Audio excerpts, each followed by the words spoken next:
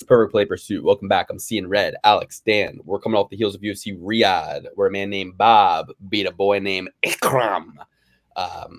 They say the sport's rigged. We got a hell of a card coming up this weekend, UFC 303. We're going to give you the whole predictions top to bottom. We're going to read some comments. We're going to get in touch with the audience, do some administrative stuff.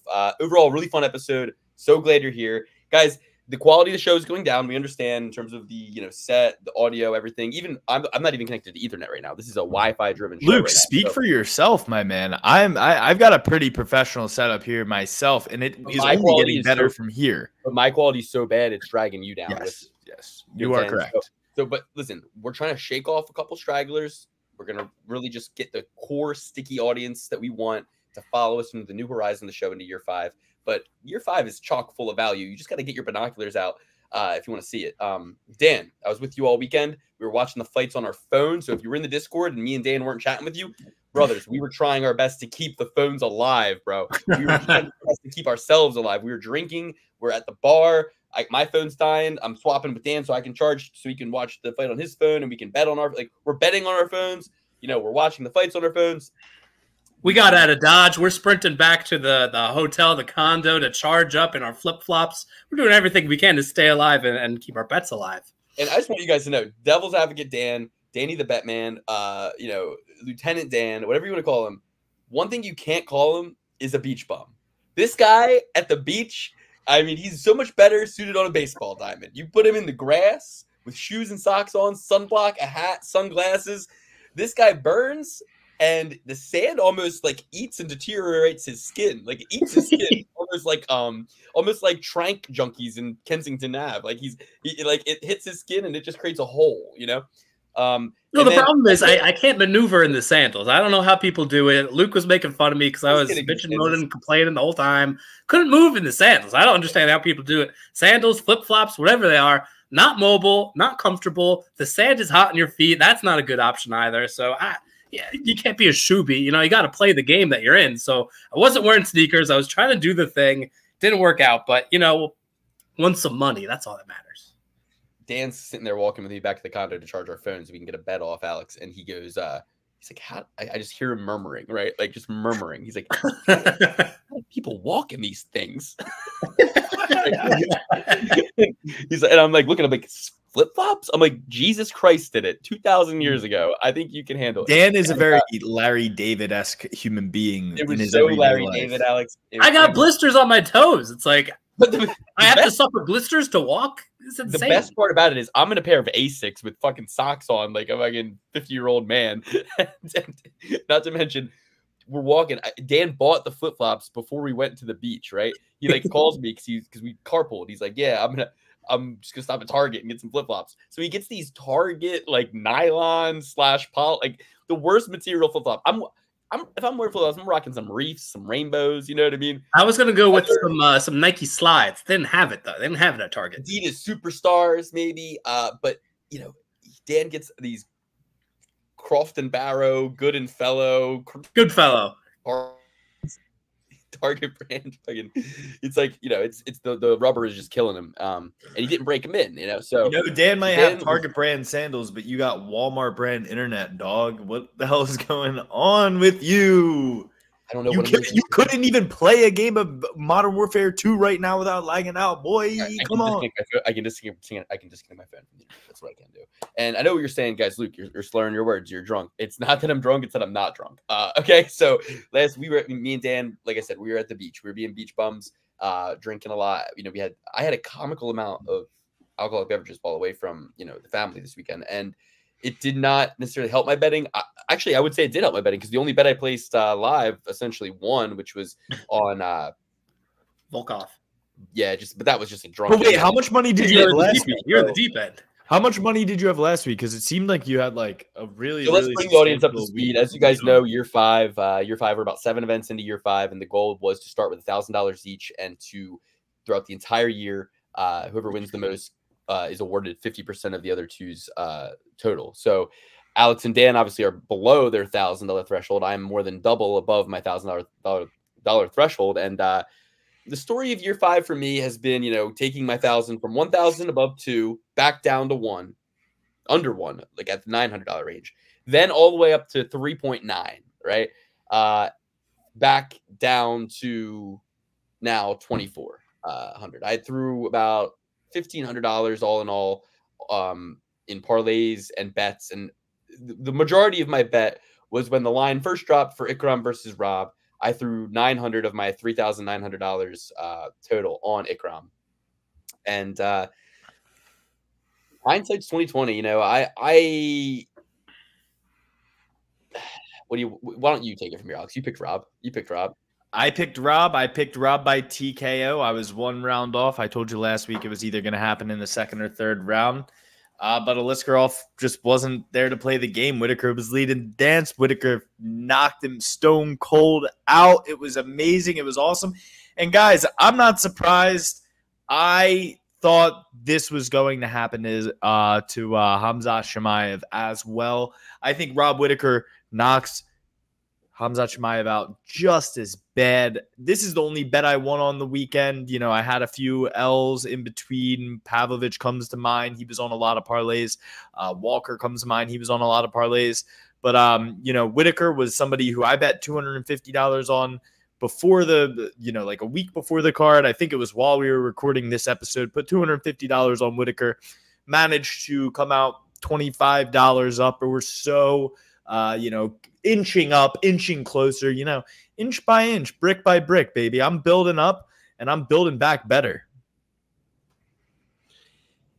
Guys, it's a long year. If you divide the 1,000 we initially deposited by the 52 weeks in a year, it's like less than $20 a week that, if you want to be, actually managing your bankroll in a way that makes sense. Good thing there's not a card every weekend though, right? Do we have one next weekend? Just a quick question. All right, so I guess it's a little bit more. So I guess it's like $30, per card that you really could bet if you're choosing to go the responsible route. Now, responsibility is something you're obviously supposed to do all the time, but we're not actually sponsored by anybody, and we don't actually advocate for any sports books. I don't even know that I need to really say that. I don't even really exist as an entertainment show. We're just joshing around. This is akin to the movie Old School or Superbad, really. So, or maybe. And we'll never have advertisers. I'll go as far as to say that. This is more like Rob Dyrdek's Fantasy Factory. You're watching Fantasy Factory. You're watching Viva La Bam. You're watching Jackass. You're watching the Steve Harvey Show. This is what you're watching. So just know that I took a big swing last weekend. I was playing with house money. You're never really playing with house money. If you ask me, you're never really playing with house money. It's all your money.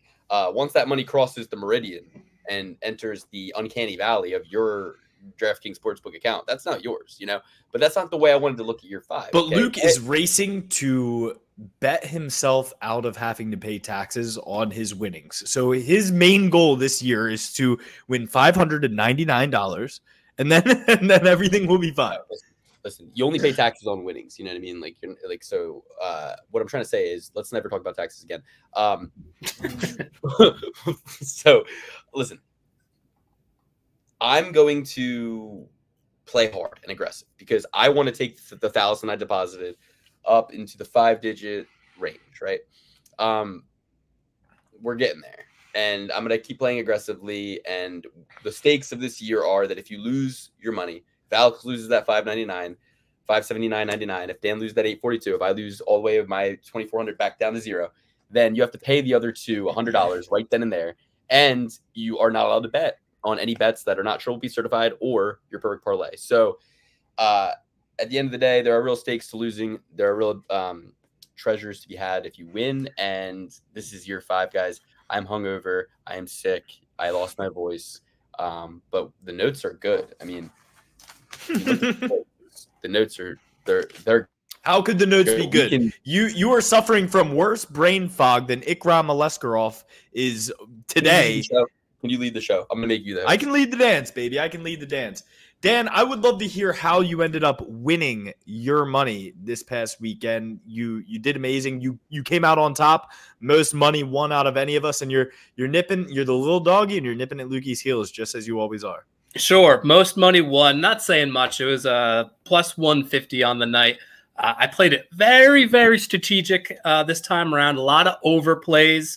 The only thing that was really a couple doggies here was Volkov And I guess Whitaker wasn't a dog, but I think the popular play was not on Whitaker from what I was seeing.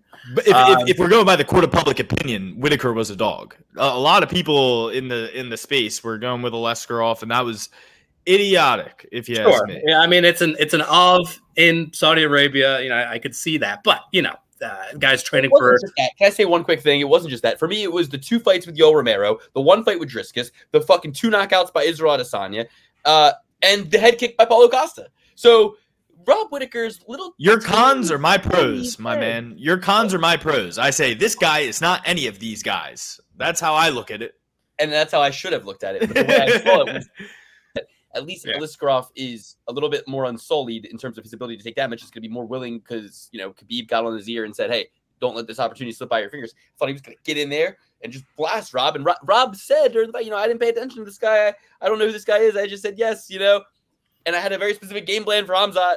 So I was kind of like, all right, Rob's not the guy that does well necessarily with a switch up like that. So I was still confident in my bet, and I just, I'm not a fan of Robert Whitaker, guys. So he kind of made a fucking fan of me this weekend. Honestly, I got bigger fish to fry this weekend. Well, I'm glad. Welcome aboard the bandwagon, because I've been waiting for you. Bobby Knuckles is the man. I love him. I know that you haven't liked him ever since the worst thing that he ever did in Fallout was steal from people while you were eating your son. That's how many times I've heard that story on this podcast, because that's how many Robert Whitaker fights we've broken down. And by now, you ought to know that he is going to do what he did to Ikram. But Dan, you had Volkov, which is the next fight. I imagine. Did you take that on the pod? You took Volkov. I did not take it on the pod. Okay. This was a last-minute switcheroo.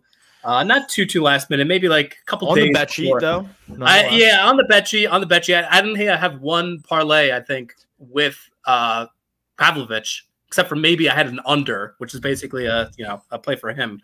But yeah, I was just looking at it. I was like, so you're telling me, and I said this in our group chat, that the only time that Volkov has been knocked out in 47 professional heavyweight fights is to the king of knockouts, the guy who's knocked out more people than anybody in our sport. Yeah, I'll take that guy against a guy who's knockout reliant. And that's kind of proved what happened there. Using the jab, using the kicks, and just keeping it at bay, kind of making it a little bit of a boring fight. But yeah, Volkov was the better man that night. And that Derek Lewis knockout, it was revisionist history. Yeah, he's piecing him up for 2.5 rounds. He got 3 rounds. Exactly. Yeah. It was 2 rounds, 4 minutes and 8. Yeah, it was like 2 rounds for 4 minutes and 59 seconds is when he got that knockout. He said USA in this hoe. That was the night of Conor McGregor versus Khabib Nurmagomedov, right? I think so. Yeah. Or Cowboy. No, it wasn't Cowboy. I've never been more nervous for a fight in my life than watching Conor versus Khabib. And yes, there were some extracurriculars going on, and maybe that's why the weight of the world was on my shoulders. But it seemed like that was a very tense situation. You couldn't even get them in the same room as each other.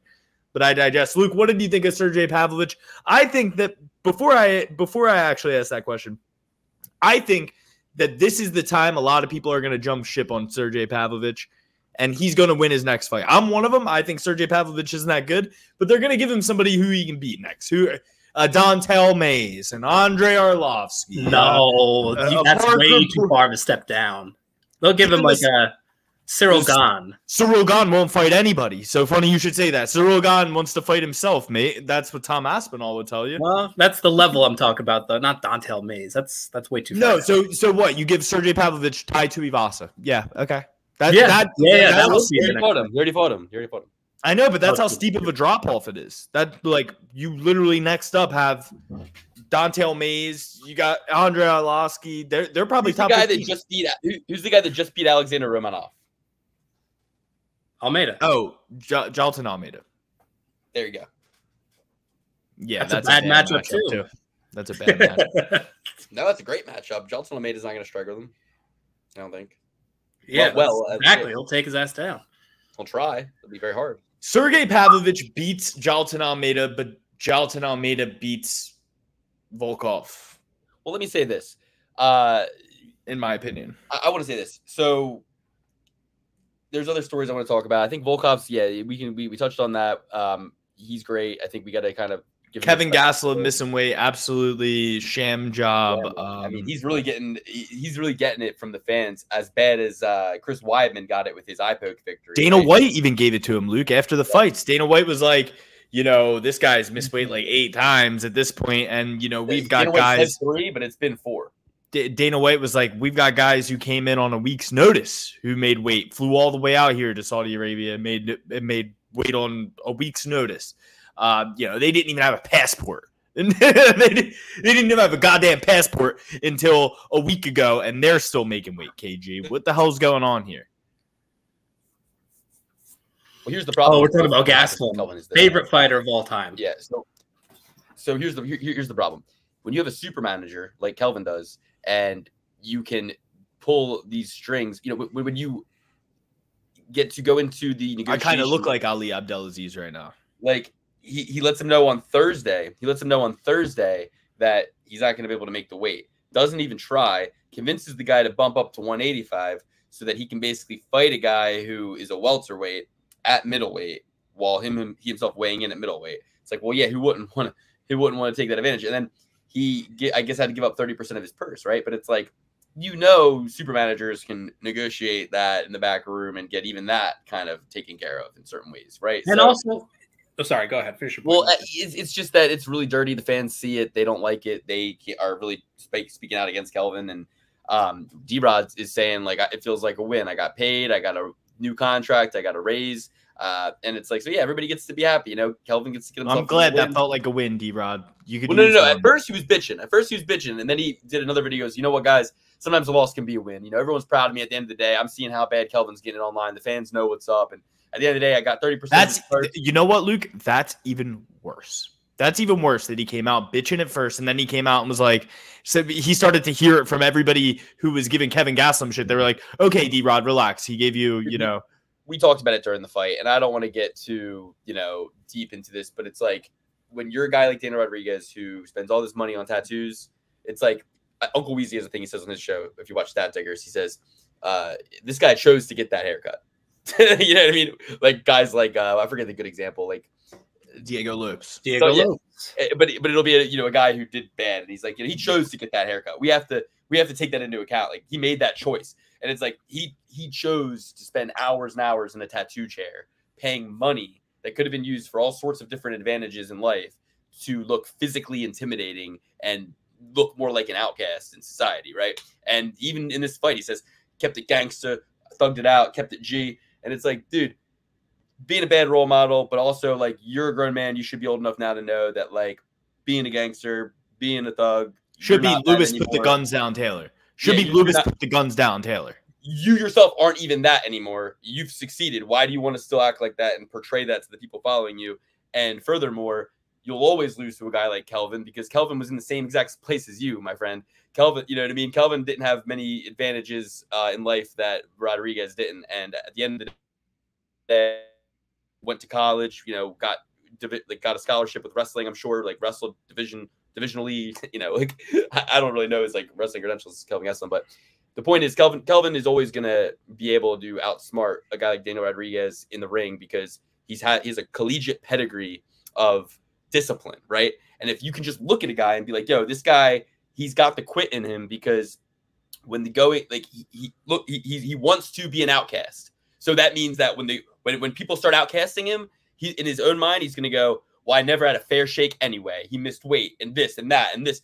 So it all crumbles from there. You need to have a rock solid. I wanna really cut you off and just make you stop talking about this because when you look into it, you're really defeating us when we stand up for Nick Diaz in a couple months. And when we have stood up for Nate Diaz every other time. Am I wrong?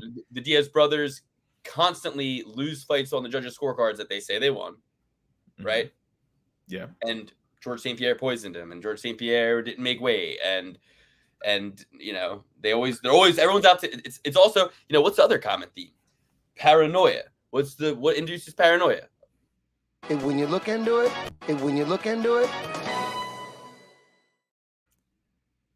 I'm just drawing crazy conclusions, and I don't even believe half the stuff I'm saying. I love all these guys. Daniel Rodriguez, you did the right thing. I'm not saying you didn't. Like, everybody's cool, everybody's fine. I'm just saying that, like, let's all, when we bet, look. No, dopers are losers. You are right. Dopers are losers. Honestly, the tattoos. I can't stand people with tattoos. I don't know why. Me as well. I could never.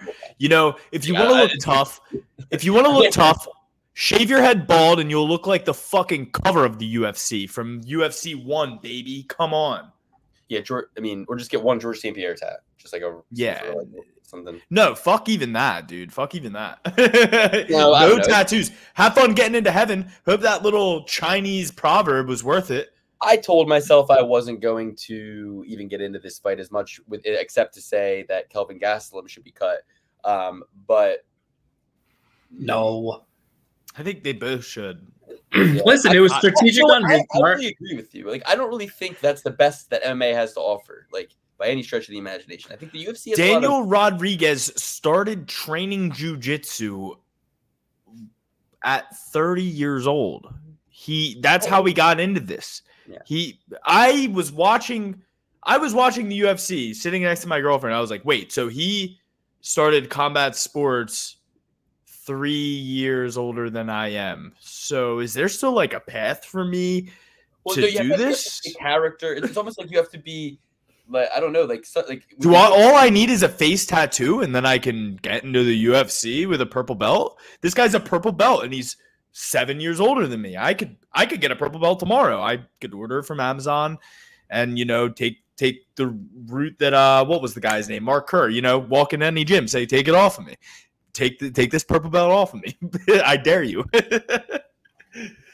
Well, we got a whole card to break down here, but I just wanted to touch on a couple more fights from last week. Johnny Walker, terrible. He falls the best, though. Nobody gets knocked out better. Nobody gets knocked out cooler than Johnny Walker. What's there to be said that hasn't already been said? He did the stanky leg when he fell. Shout out to Rampage Jackson, my hero. Johnny Walker stinks. He ended it all in the desert. It's done again in the desert. I think he should be cut too. And Volkan Oezdemir, great job, great on you. Another great bald man. Great bald men need to stick together. Volkan Oezdemir, no time is back. He had no time for that Johnny Walker bullshit. Needed Walker, needed the over 1.5. Hindsight 2020, stupid play. But I thought Johnny Walker turned the corner, man. I really thought he did. I thought he'd be long, rangy, moving his feet. Like, Volkan wouldn't be able to find him. It wouldn't be no time, but there'd be a lot of time. In fact, it would be 7.5 minutes. Get me over the 1.5. There was no time. Well, let me say this. If we said before the fight, right, if this was your breakdown, I mean, look, I'd love to pick Johnny Walker, but he's probably going to just do some flying knee, get clipped, and then, end up getting knocked out hilariously by no time, like really quickly in the first round, and no time's going to be pointing to his watch and screaming at the fucking crowd. Like, we'd be like, yeah, that is what happened. It's like that was the most obvious pick in the world. Johnny Walker going Johnny Walker. Yeah. I'll just say this. Gordon was kind of robbed. If you ask me, Gordon was robbed. Another great bald-headed man. Bald-headed men got to stick together, of course. I thought he was kind of robbed. Nasrat Hapcras didn't really do all that much. I didn't really think either of them won. I think they could have both had their hands pointed to the ground. Neither of them could have won that. Cut Kelvin, cut Nasrat. Yes. Cut Dalby. Cut Renat Fakhretdinov. Fakhretdinov fucking sucks as well. Renat Fakhretdinov got made to look like he was D3 scrub, junior college bounce out scrub, wrestling. Meanwhile, guys, I didn't wrestle in college at all. I just wrestled in high school. I wrestled on the beach last weekend, baby. Undefeated. Let's go. King of the beach. My time on the beach. King of the beach. But Renat Fakhretdinov is sitting here getting fucking pancaked up by a Swiss. What is this? Swiss or a Danish pancake? A Danish waffle? What a Belgian waffle? What the hell are we even talking about here? But Nicholas Dalby can't be taking you down, out wrestling you. I thought Nicholas Dalby won. I thought that was a screw job. What? I thought that was a screw job. What are you talking about? Dude, you guys Dalby's not terrible. He's barely watching this, man. I was watching intently. I wasn't necessarily watching too heavily, but this was a fight that I had a lot of eyes on, and I had a lot of money on Rinat Fakhretdinov and a lot of different parlays. So I was super invested. When I went to the judges' scorecard, I was like, hell no, did not win this. Dalby absolutely manhandled him. Dalby made him look like he made Dalby look like he was Craig Jones. He made Dalby look like he was Jordan Burroughs out there, the way he was stuffing takedowns, reshooting, getting back in on the hips. Like Nicholas Dalby is a lot better than we thought, maybe, or Rinat Fakhretdinov is worse. And Nicholas Dalby has already proved numerous times that he can't take that jump up when Rinat Fakhretdinov, just because he beat Kevin Lee super, spectacularly, we think he's good. Kevin Lee had 3 knee pads on. Dude, once I saw Kevin Lee with those knee pads, I was like, it's going to be a quick night, dude. You're not Mark DeCasey, bro. This isn't pro wrestling. You're not Triple H. All right, well, look. Last thing I'll say, the knockouts. Apparently, there's only been 5 knockouts since they've brought in these new gloves, and 3 of them happened this weekend. And what do you? And by that, they mean knockouts with the hands. Like I guess there's been like elbows, like the spinning elbow knockout by Homeboy on Dustin. But so, all right, what do you guys think about this? I mean, I don't even think there's been that many. I don't even think there's been 5. I think the only 2 were Robert Whittaker and Volkan Oezdemir, because there's only been 2 cards, and there was no knockouts in the first one via fists. And I believe that those were the only 2 knockouts with the hands. Find the fucking meme that I saw? Like, hold on, let me find the meme. Yeah, so, okay, let's just say there's been 0. There's been 0, so we'll just say that there haven't been any knockouts since the new gloves. But there's been 2. But 2, yeah. One of them's Johnny Walker, and Volkan Oezdemir and Robert Whittaker. They both are the only. Like, and for that to happen, Johnny Walker had to be Johnny Walker and like do a flying knee, and it's not even like it would have been hard to not knock him out. I'm not betting on another guy with that beard until I see the chin underneath. I need to see if he's got a chicken jaw underneath. I see all the memes that Paulo Costa's putting out there of Hamzat Chimaev without his beard, and he doesn't have a chin whatsoever. I need to see your chin. I need to feel it. Call me. What's the guy who had to feel Jesus's hands, Luke? What? You want to look Doubting Thomas. Call me a Doubting Thomas. I doubt there's a chin under half of these beards. Now that I saw Ikram Aleskarov get chinned like that, well, his is his freaking Miranda Cosgrove stance. He's like he fights like you just got his hands yesterday. He fights like somebody just gave him his hands. And here he goes, like, how do I hold these things, huh? Like, what the fuck? He might as well have been like this. He literally might as well have been like this. Old school pugilism. Hey, yeah, dude, I'm down for that, but you gotta be like this. You know what I mean? Like even that is. I'm not a professional fighter. I look better than Ikram. You know what I mean? Hold him up, like, you know what I mean? Sword and shield. Like I get it, but like he's out here. He's like. Wait, he looks like he's like trying to stop somebody from stepping in a fucking mud puddle or something. You can tell he came into Father's plan just a little too late. Just a little too late. And I'm really sick of these guys. Everybody's saying everything happens for a reason and this is what God wanted. It's like maybe God didn't want this. Maybe you fucking failed in front of God. You forbid his plans from taking shape, and it's you who now God has a fucking vendetta against. You know what I mean? And he's gonna strike you down with furious anger. Hell hath no fury, like a God once scored, and you got in the way of him showing the people of Riyadh, God's plan. And it's like, did Robert Whittaker thank God at the end of his fight? I don't know that he did. So now God's sitting up there going, my man couldn't get it done. I put him up there. He couldn't get it done. For me, after all I do for him, he couldn't get it done. This guy's never had a drop of alcohol in his fucking life, and he still goes in there and gets knocked out like that. What are you doing with your time, bud? What are you doing with your time? I don't think he won. I think he goes 0-10 against Bobby. He goes 0-10. Stands up high. Dang. Ryan Spann? Ryan Garcia. Oh. El Pollo Loco. Yeah, but that's pretty much all I had on the card. Dumas wasn't allowed into Saudi Arabia. Who could have guessed? Who could have guessed he wouldn't be allowed back after his first stint over in the Middle East? We got guys who can't leave Saudi Arabia and guys who can't come to Saudi You know what I mean? Like they asked Dana after the fight. They go, "Is Sharaputin Magomedov ever going to fight the pirate? Are we going to get the pirate in the United States?" He goes, "Probably not." and you know why, right? Because he's not sanctioned. He's got one eye. We're going to let the audience draw their own conclusions and look it up.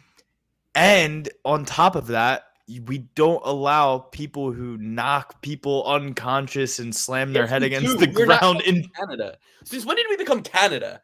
Dude, okay. Glover Teixeira wasn't allowed into America for the longest time in the world for no reason other than he was a 16-year-old kid and got tricked into sneaking over here. Okay? Yeah. He got married, had a family, and the whole 9 yards, and then got kicked out. And Glover, as a 32-year-old, after being here for 12 years, is like, hey, what the fuck, man? Like, what the hell is going on? I can't even see my wife. You know, so already an established guy. So we don't have a Patreon anymore, Dan. Stop saying save it for the Patreon. I said, dang, that's crazy. I didn't know that. Oh, okay. Well, yeah, well, if you were... Stop saying that we don't have a Patreon, because we definitely do have a Patreon. And actually, you bring up a great point. We don't have a Patreon episode. I want to let the audience know something. I want you bring up a great point, Segue. I want to let the audience know something. If you get into the Patreon and we get 5 new members by July 4th, if we get 5 new members by July 4th, and I'm talking yearly members, not monthly. The monthly, I explained to you guys, I'm losing money on monthly members. Yearly members, okay? It's $100 for the full year. With inflation, that's like $30 now, okay? So I don't want to hear anything about how I'm robbing you. Me and Dan and Alex are quite literally only doing this so that we can get you a very special treat. If 5 new people join the Patreon by July 4th, I will get Maria Agapova on the show. Maria Agapova, who was a part of my perfect parlay. I will get her on the show. I will get Maria Agapova on the show. If we get, I am in the DMs. I am in the DMs. Luke, do you care to say what she said she will not do? No sex work whatsoever, guys. I didn't solicit it. There's a language barrier. I was like talking about a podcast. But here's the deal. Maria, Miss Agapova, we want you on the show, and let's get 5 new patrons. That's where, and we're gonna give guys. Maria, I think that means that Luke is going to pay money to have Maria Agapova on the show. Alex, she's admittedly homeless. Okay, she's admittedly homeless. We're gonna give her a nice gift. Maria. Nice gift, okay? And then maybe Maria will pay you with room and board.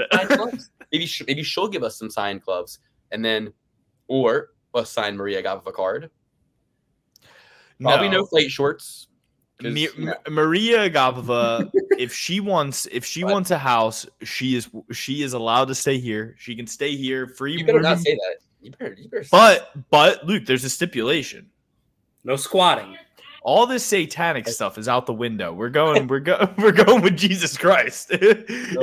If you're gonna be staying under this roof, we're gonna be doing Psalm 7:13. Okay. I don't know what that is necessarily, but I'll learn it. Okay. I think you might need to. I don't know. I mean, I'd like to see her get dunked in the water, baptized. It's worked out for Vicente Lukey. He's getting big fights now. He's fighting Nick Diaz. He's fighting Nick Diaz. So you want to fight? You want to draw Ronda Rousey out of retirement? Maybe you get baptized. All right. So let's. But yes, and guys, we'll have her on for the full show. We will not let her wiggle out of here like we let Joe Selecki squeak out of here. Oh, if we're paying our get her in for the full hour and a half, and we will hold her feet to the fire for every single fight pick. We'll be like, who's no feet, no feet. She said no feet. No feet to any fire, but of any kind. So it'll just be a great conversation, and we'll get some dirt. Well, she's up there in Coconut Creek ATT. She probably sees everything, and we know that she'll be our mole. She'll tell us inside intel about the gym, what's going on. We got to win her over, guys. So we need new friends of the show, and we can't keep having people on the show that aren't fighters in the UFC. So, and she was a part of my perfect parlay. She won me a perfect parlay. I will never forget that. So I want to thank her for that in person. All right. That'd be cool. Let's break down UFC 303, guys. Woo! A lot to discuss. There's a whole 303. You know what that is? Boulder, Colorado. That's very interesting. Where Alex went to school. And also 3-3, because 0 is not a number. So 0 cancels out. So it's 3-3. is, 33 degrees of Freemasonry, 33 vertebrae in your spine, 33 years in Christ's life, 33 times Led Zeppelin in the songs were used in the album Physical Graffiti. 33 times the phrase "to be or not to be" was uttered in Shakespeare's classic. Shakespeare's hack. 33 flavors of Dr. Pepper. No, 33 Heinz variety. No. There's 23 flavors, but if you get cherry Dr. Pepper, there's an extra, there's an extra flavor in there. We're inching up there. But Daniel Cormier is wrong about that because cherry is actually one of the original flavors of Dr. Pepper. All of this esoteric talk makes me think Typical Skeptic podcast. You guys have commented many times. What's up, guys? Great show. This channel should have more attention. You guys give out great picks.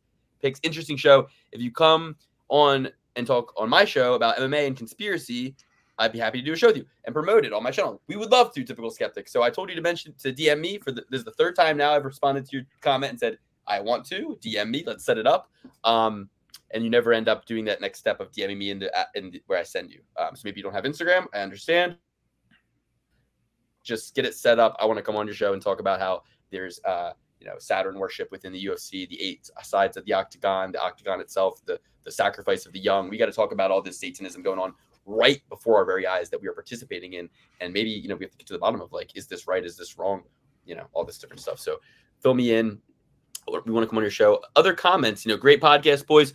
Where are the goddamn timestamps? Unsubscribing. Well, no point in us putting them there now. You've already unsubscribed. This guy says, so what's the perfect parlay? 1.5 hours, cray. And I like that comment because it rhymed. This guy's name is @SinisterFX. SinisterFX. Cool. Probably an effects makeup artist. Probably does horror movies. We are Sinister FX, you see.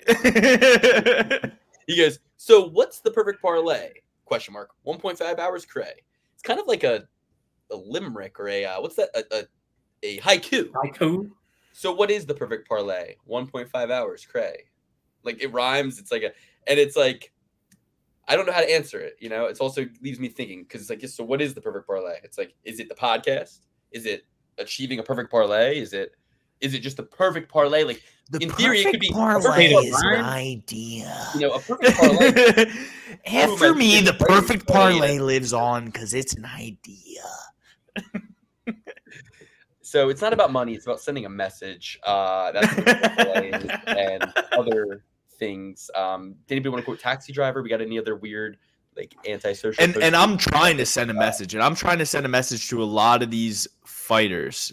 These fighters who, as John Anik will say, don't pay child support.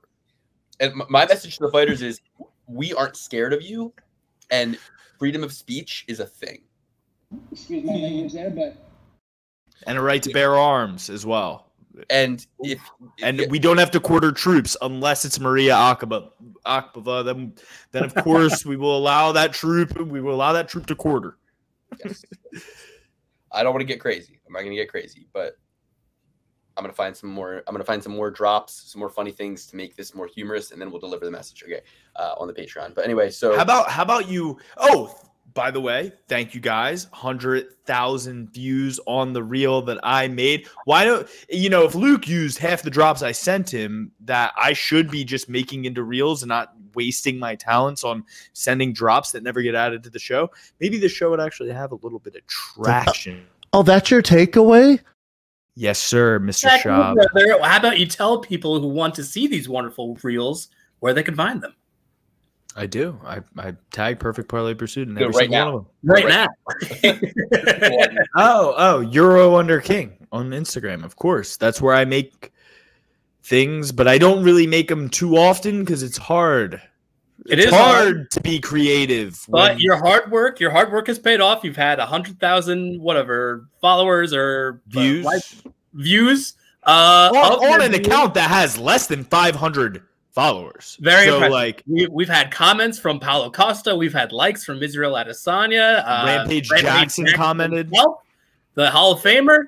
So people are getting their eyeballs on it. People of note, and they're going to communicate this product. You can make money off the product.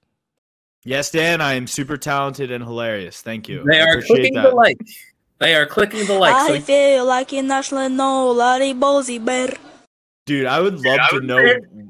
I would love to know what that interview was because, like, he's got like mafia board games behind him. It looks like he's in the middle of a Target or some shit like that. Like, it doesn't look like this was anything. Like, why is he just singing that song incorrectly? You guys, before we get into this whole breakdown, do you guys watch DC and Shale? The good guy, bad guy? Of course. Oh, yeah. You got to watch every episode. It's crazy. It's the craziest show. I went from saying no to now I got to watch every episode. Right. If you're watching this podcast, we don't watch Ariel Helwani. We don't watch Michael Bisping. We only watch DC or Chael Sonnen. There's the only two people. And Renato Moicano, of course. Dustin Jacoby.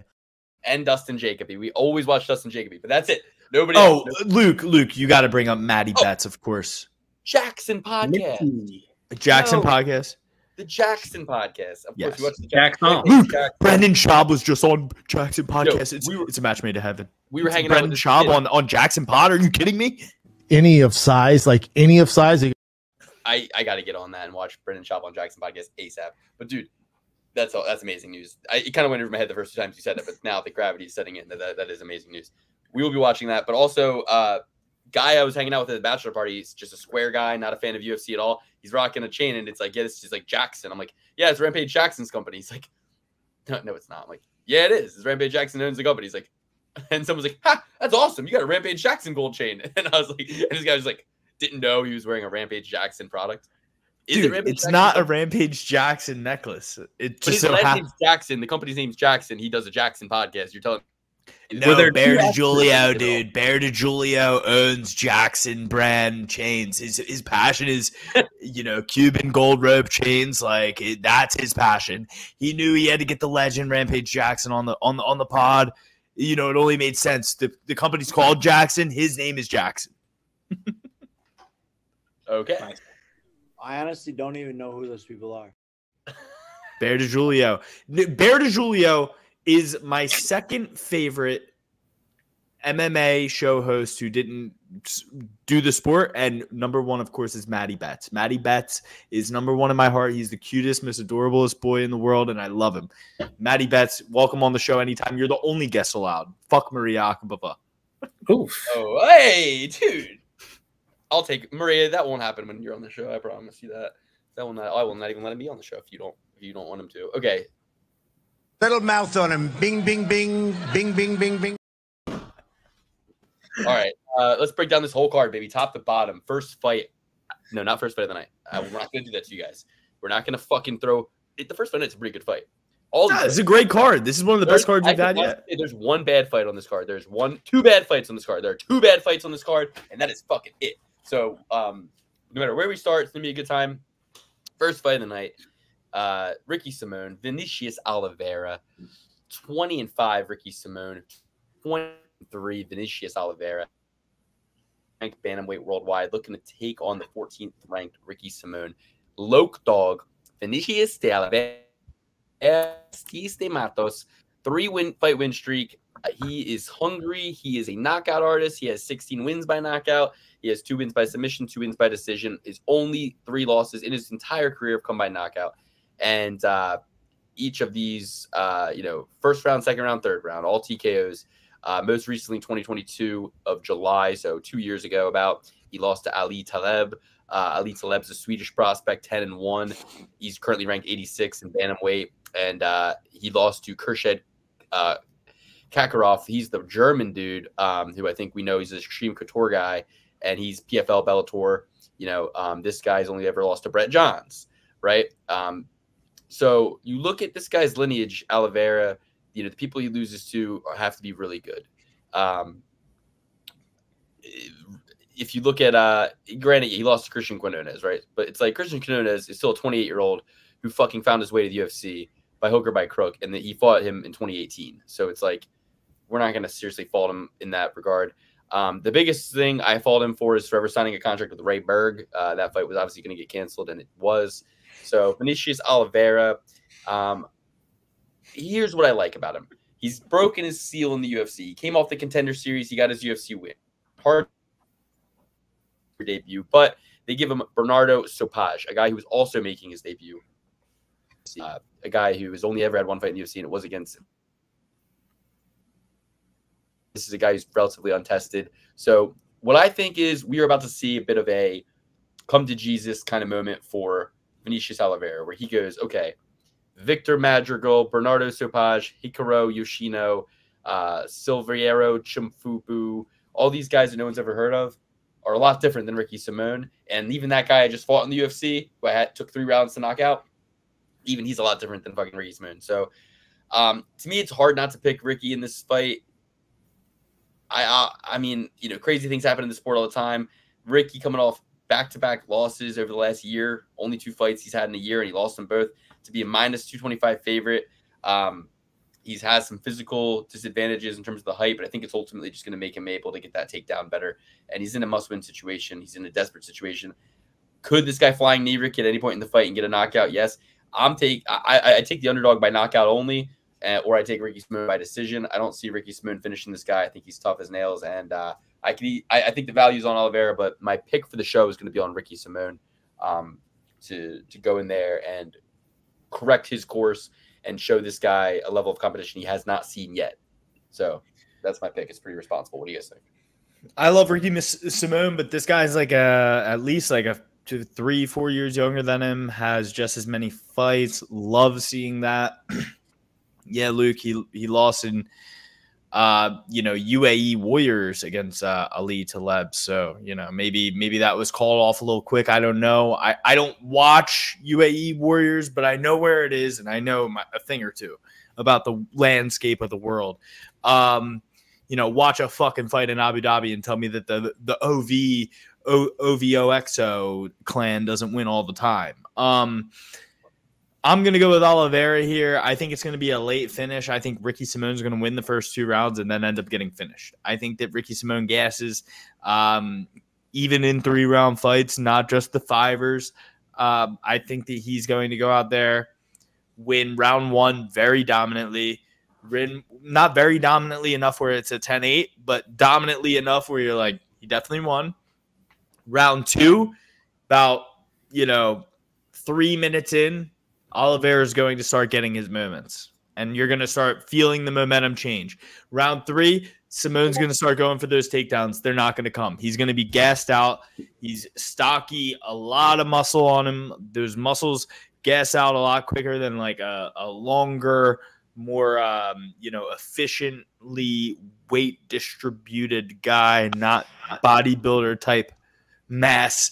I'm going to go with Oliveira. I think he finishes him late in this fight. I think it's very similar to the Joe Pyfer and Powerbar fight. I think both of these guys, Pyfer and Oliveira, are going to lose the first 2 rounds, lose the first round and the first half of the second round, and then end up catching something clean in the second or third round.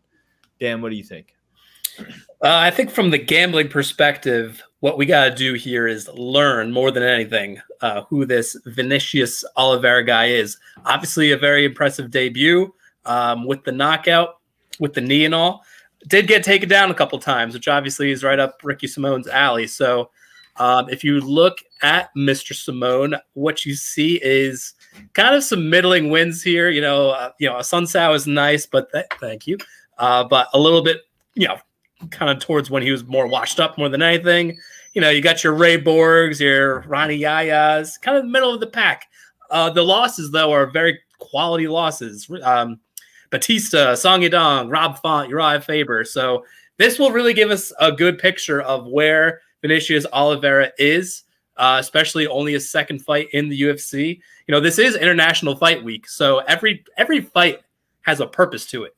Okay, so there's a lot of fighters on here like, who is that guy? And to me, this is the UFC saying, this guy's really fun. He's going to be maybe not a star, but someone that we're going to have on a bunch of cards in the future, have some highlights. So we're kind of showcasing him for you. It's not Ricky Simone in this circumstance. It's Vinicius Oliveira. Can he get taken down a bunch of times throughout the first 2 rounds and then not get knocked out, especially with these new gloves that we're hypothesizing about? Possibly. I'm gonna ride with Ricky Simone. Don't expect to find it on my open bet sheet, but I'm riding with the favorite here. But very, very suspect. You guys are both sus, if you ask me. Listen, I think that I agree with you, Dan. It's like it's a learning fight. I could easily see like Ricky Smoon losing this and everybody like getting off to an exciting start to a card. But with all that we know about the knockout rates lately, and with all that we know about, but Luke, quick question.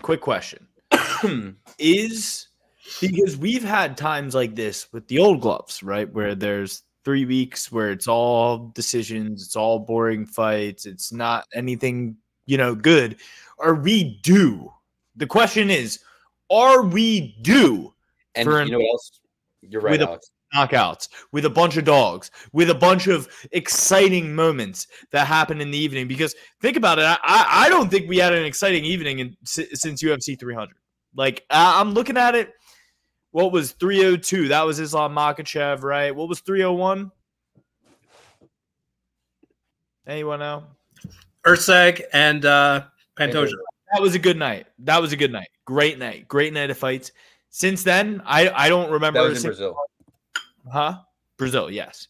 Since then, don't remember a single good card in between. Every other card has been like pulling fucking teeth watching it. Like, I don't understand how you guys watched it while you were at the beach. I was having a hard time by the pool watching the damn fights this past weekend because they've been boring as all hell the last 5 weeks, I swear. All right. Yeah, I agree. So Carlos Hernandez versus Ray Tusara. I feel the same way about this one as you said you felt about the last one, Dan, which is it's a learning fight. You're never going to catch me betting -400 on a Japanese prospect entering the UFC without any UFC experience and only experience in a regional setting. So 4 months ago he fought. 6 months ago Hernandez fought Tatsuya Taira, and almost a sick joke. They're giving him another unknown Japanese prospect. Off of losing to Tatsuya Taira.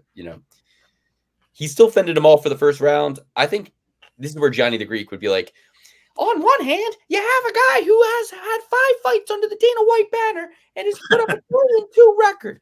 And he's even fought beasts like Tatsuya Taira, who we can all agree is a couple years ahead of Ray Tsuraya. So the bet is, with his teeth, the bet is Carlos Hernandez, but moreover, we're taking the over 1.5. Yanni the Greek, and here's why I fucking hate Yanni the Greek, right? Like, and I love Yanni the Greek, bro. Well, I hope all of his bets lose for the rest of his life. Okay. Alex, you better take that fucking back right now because I hope he never wins. I hope Yanni the Greek never wins another bet again. And you know why he's such a pussy? He was on Instagram hitting a CBD vape. Stop and it. What are you doing? You're drunk. Takes it down from his mouth. Takes it down from his mouth and gives his picks while he's like hitting the vape during the thing. And then he's like, "Oh, and don't be paranoid because this is all CBD. This is nothing crazy over here, guys." Get out of here, Yanni the Greek, you loser. Make way. Minty Betts has your job, okay? And she's keeping it, and you're never getting it back. They're not even in the same niche. They're not even in the same niche. I wouldn't mind that. Yeah. No argument here. Was there a pick in there? I formally apologize, Johnny. I can't control this. I formally apologize, Johnny the Greek. Welcome to the show anytime. I will kick Alex off to have you on. You're a legend. Please, just forgive him. He's just trying to be a character. He's just trying to be funny. He doesn't understand. Yeah, I'm taking Hernandez here as well because you just can't go with Tysura. I mean, Tysura is going to win, but I just can't go with him at these odds, being a debutante, right? Dan, what do you think? I'm definitely going with him at these odds. I don't care if it's -470. Watch the tape on this dude. He's a star. He's a stud. He could strike. He could grapple. Like against the level of competition. Yeah, against one level of competition. Listen, the reason why the previous fight was kind of stay back and learn is because Vinicius Oliveira could actually end the fight. Like he could finish Ricky Simone. Whereas Carlos Hernandez is like a scrappy dude, pretty much no knockout power, no submissions to speak of, at least not at a high UFC level. So this is a fight where, yeah, you could go all in on the Japanese prospect. Watch the tape. He's amazing. He's going to dominate. Nice little parlay piece at -470. Don't care how big the price tag is. He's going to win. It's fine. Yeah, nice little parlay piece. They might actually tax you extra fucking dollars to add that to your parlay, you loser. -500. Yeah, you'll get an extra 30 cents if you bet $100,000. Actually, if you do the math, it's not 30 cents. It's like you go from like 1,000 to 1,500. So I mean, Dan, you're betting $20 a week. How is that adding anything to your bottom line? I'll change it up this week. I don't know. You never know what you're getting with me. I tell you every single week. It has nothing to do with like what it adds to your parlay. It has to do with would you. He's the second fight of the night, right? So. Okay, you bet on Ricky Simón, right? And then you have this lump sum of winnings, and you're going to put it all on this guy, and it doesn't give you back that much. And then if you lose it, you lose it. But if you like didn't put it on him, you'd have another opportunity to bet on somebody who you like better than this guy who's never fought before. And you listen to me, he's going to win. Okay, he's not on the International Fight Week card for Carlos Hernandez to get the shine. Okay, Carlos Hernandez is not on this card. Forget that he even exists. It's not about him. Okay, Clippers, Dan, you know what to do. You're very Clippers, you know what to do. Sunday morning. Take this, run with it. Run with it.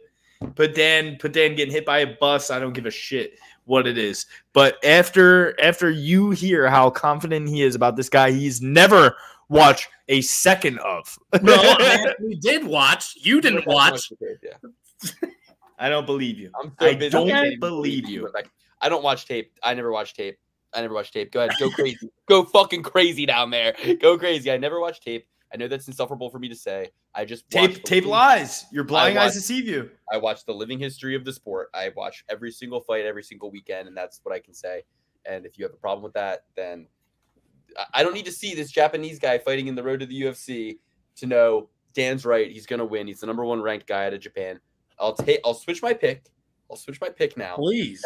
To the guy I've never seen fight, who is a -400 favorite making his UFC debut. I will switch my pick. But really, if you look at my open bet sheet, you're not going to see me betting on this fight. It's a learning fight for me. I like the over 1.5 in this fight. I like the over 1.5. That's fine. That's fine. Is it over under 1.5? Yeah, this weight class, over 1.5 is the cleanest bet you can make at this weight class. Always lock that in. Give it to me. I just think it's going to end up being over 2.5. Anything under 100. You can always prop it up.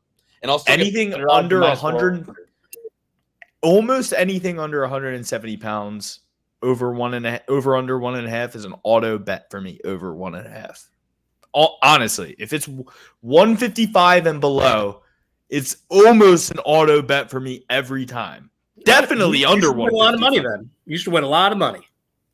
They don't often give it to you, my man. I'm like really disgusted that I allowed Dan at even odds switch my pick from a guy who I've seen fight and has frustrated me, right? Like, let's think about it. Like, I'm pretty sure Dan's disgusting me so much at the moment. He's eating on the podcast. He is being obnoxious. I'm hungry. He is taking -500 odds on picks. What? You do know that means that they're probably going to win, right? You know, that's what that means. My gambling heart is telling me you put a bet on Oliveira, you put a bet on Hernandez, one of them's going to win. And either way, like maybe you lose. If it's Oliveira, okay, yeah, you lose a little bit. But it's about what you're shooting for and like also what you believe. Like honestly, I don't have a ton of respect for Ricky Simón anymore. I think his game is I think his lineage, Chael Sonnen, the West Coast, Oregon, wrestling, all that. He's an era too late. Too late. Can you let me finish my point? No, you're lagging all around. I can barely even hear your ass. He's reminiscent of a bygone day. That's what I was gonna say. But which is a better way of saying it. He's reminiscent of a bygone day. The new school, 3. Like, sure, this card is so good. We don't even need McGregor. What does he want to have? And you guys had a fucking point, very good point about we had a drought. So what's going to happen? The UFC back is going to be given a million little speeches, and the speeches are going to start during media week. And Forrest Griffin's going to come in, and he's going to be like, guys, okay, I heard Dana talking in the back. He's giving out big bonuses. UFC 303 is the McGregor card. We got a lot of money. We're not paying Connor, so money's getting doled out. Money's getting doled out like when Connor was on the dole. You know, I almost want to go. I can't hear Luke for half of this pod. Like, I just sit here and it's dead air. I got. Can anybody else hear? Well, that's why we got to not interrupt each other and not be moving around too much. Okay. It's not that I can interrupt you or not. Like, I can't hear you. I'm just talking, and Dan's just sitting here fucking chewing. I'm like, is Luke even talking? I can't see him. I can't hear him. Huh? Dan, you got to mute yourself. All right, I'm going to go Oliveira. No, I couldn't hear him chewing. I just look at him. All right, I'm going to go Oliveira. I'm switching my pick from Ricky Simone to Oliveira, and then I'm switching my pick from Hernandez to Soria. So I know that seems a little crazy to me, guys, but just know that I didn't do any tape study, and you're watching me learn this shit right now because I was away this weekend, and guys, I bet a big bet on fucking Ikram Alistro, and it did not win. So you can imagine what had to happen after that. And it wasn't Luke went to bed early. It was Luke stayed up late. Okay. Andre Arlovski, 34-23. It feels weird even saying that. Coming off a 3-fight losing streak over the last year and 7 months. Andre the Pitbull Arlovski taking on Martin Buday. Buday, minus 280 favorite. Feels like it's a little disrespectful to Hernandez that, you know, a 45-year-old with 23 losses, 3 of them in the last 2 years, is, you know, less of a dog than him. And he's fighting a guy who's never fought in the UFC before. When Buday is coming off of a big day experience, and I mean an experience that is so much shit, you need to wash it off with water, not just paper towel. Mr.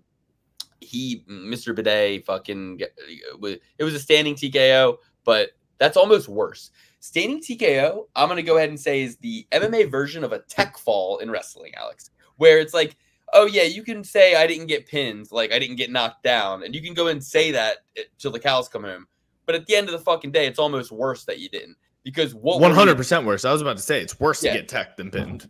Yeah, it's like, dude, you got so badly outclassed that it was like, holy shit, this guy is standing up and he's not even able to like take a breath and get a punch out or even like do anything. It's like, this is pathetic. Dan, like, you wouldn't know what Luke's talking about. It's like getting mercy ruled. Okay, it's called a mercy rule. I understand. I know.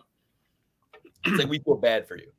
You know, we all feel bad for you. The pity. The ref, the other coach, the parents in the stands, your girlfriend watching you wrestle. It happens, you know. Unless you're Kyle Dake, it happens to you. And if you're Martin Buday, like, did you sell your soul to the fucking devil when you got Michael Bisping talking all this shit about you being so good? You come in, technical decision against Chris Barnett, an easy layup opponent. Split decision against Lucas Brzeski, a fucking light heavyweight, you know, split decision. Decision against Jake Collier, a middleweight, fat ass. No offense.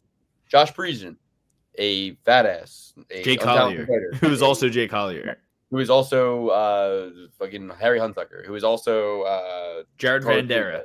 It was also Jared Vandera. Who, like, we can go on for days. Who's also Chase Super or Chase Sherman. Chase Sherman. They're all the same guy. Like, so Josh Parisian, he wins over him, right?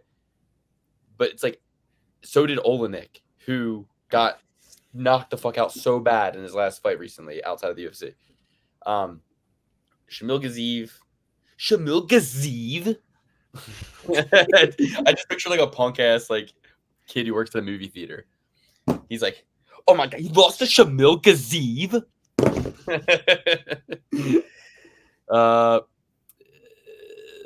And Shamil Gaziv just got knocked the fuck out by Jairzinho Rosenstruck, who no one thought would get another win.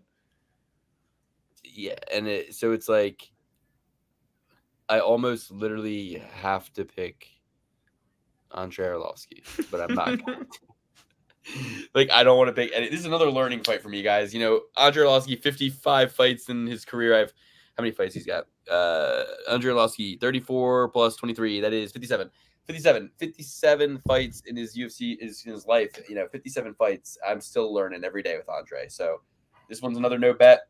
There's plenty of great fights to bet on this card. This one's not a bettable fight for me. And I'm not betting 280 on Buday.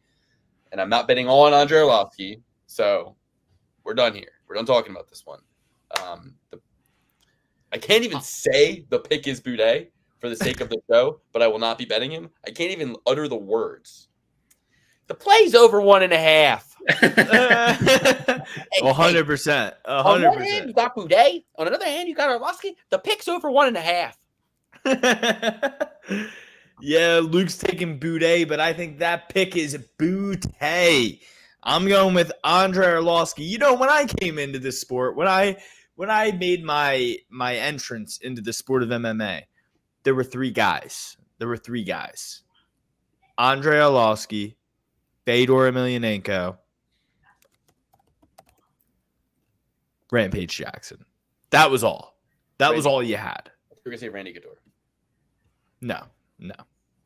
Those were the because you need style points. You need style four points. horsemen of the heavyweight division: Brock Lesnar, Randy Couture, Fedor Emelianenko, and Cain Velasquez. Josh Barnett. Now this is pre-Velasquez. This is pre-Velasquez era. Velasquez, he's part of the new four horsemen of Velasquez, Miocic, Ngannou, John Jones, Stefan Struve. Oh no, Alistair Overeem. You know, I always thought Stefan. An exciting division. Everybody was talking about heavyweight. It's an exciting division. It always has been. And I know what you mean. I love Arlovsky. He had the pit bull fangs. He was bouncing around like a light heavyweight, uppercuts, fast boxing. One of the best characters you could ever pick in the. He was beating the shit out of Fedor before he got knocked out. He was beating the shit out of Fedor before he got knocked out. Fight. I don't know what you're talking about, but he went for an affliction. Fedor knocked him the fuck out. I know what you're talking about. He got knocked out.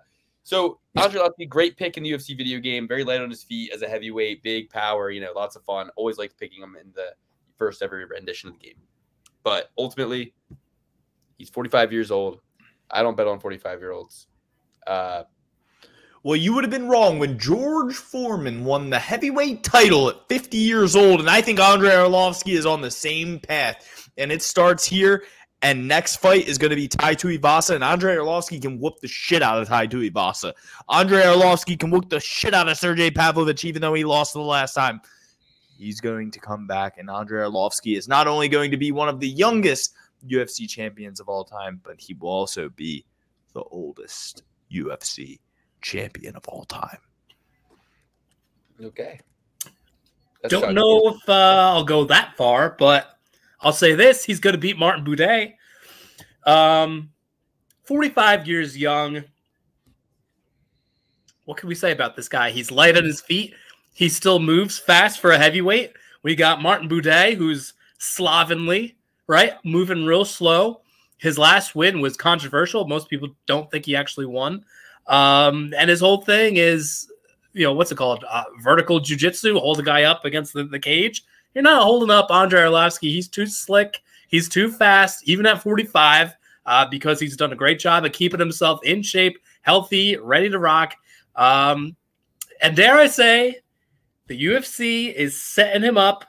International Fight Week, a former champ, the last fight in the UFC. I don't even know if that's put out there or not, but I'm going to say that this is the setup for Andre Arlovsky to go out on a win, plus 220, plus 250 dog, whatever he is, be damned.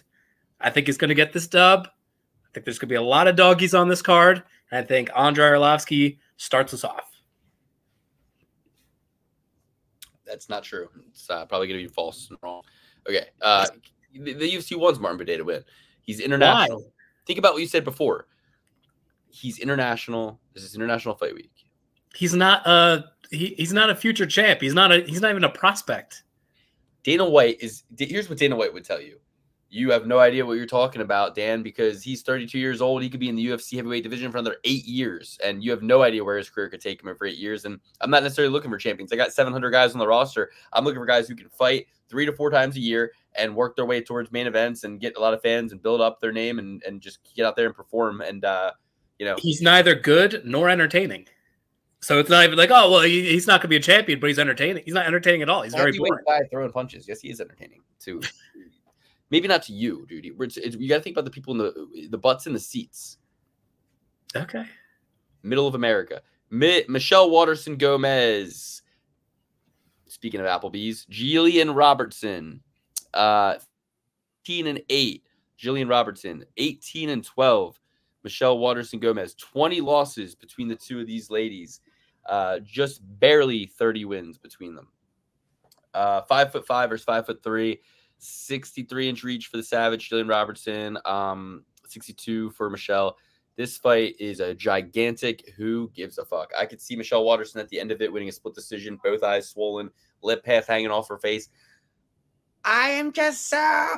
And she's going to go, I'm so happy, Joe. And she's like, not bad for a mom. And it's all busted up and bloody and her hand's broken and the gloves like coming off and stuff.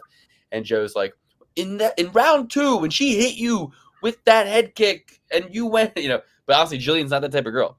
Jillian's just going to try to take her down, wrestle her, get the submission. Dean Thomas is loving this fight. Dean Thomas is going to be brought in to talk about it several times during the broadcast. Dean Thomas is going to be asked to talk about it the day before on the weigh-in show. Dean Thomas is going to not be able to shut the fuck up about this fight. I wish he would. And Dean, I love every other element of you and your life and your personality, but you need to never talk about these two fighters ever again in your life. I'm protesting this.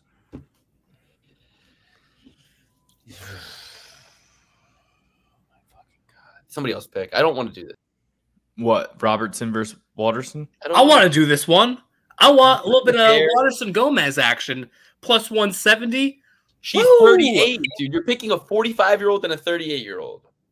Yeah. You're picking a girl with red hair. I'm not picking anybody. I'm not picking anybody. Okay. That's fine. Well, if you're so inclined, you have to pick somebody, actually. If you're so inclined to not pick anybody, then that would lean towards the dog, as gambling rules would state. Dude, you see Michelle Waterson Gomez crying after her last fight. She wants to win so goddamn bad.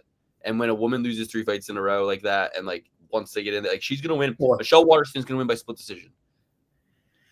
Yeah, I'm not picking her. I'm picking Jillian Robertson.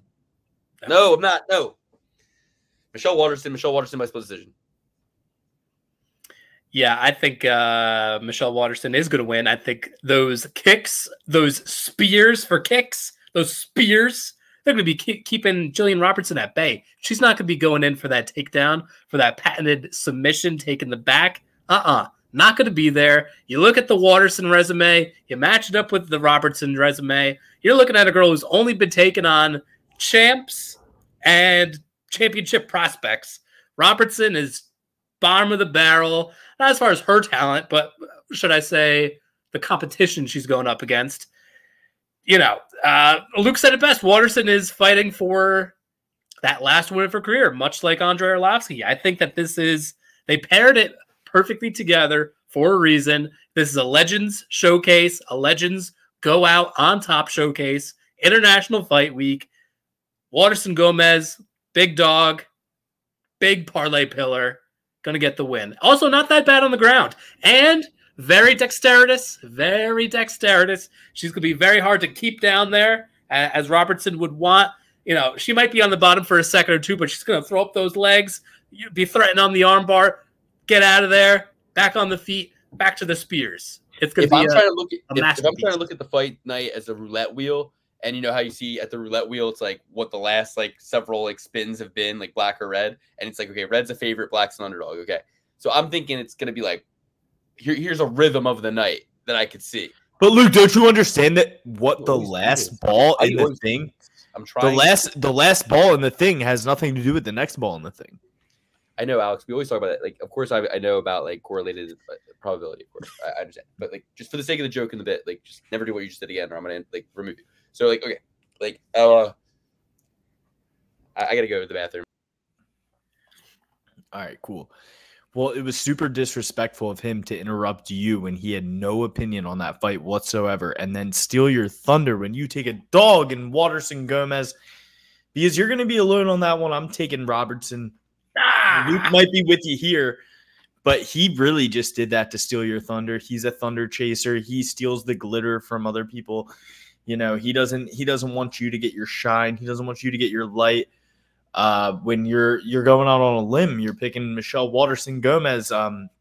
Luke asked why somebody would take Andrei Arlovski and then not take Michelle Waterson Gomez. I would just say this: men age like wine, women age like milk. Bada bing, bada boom.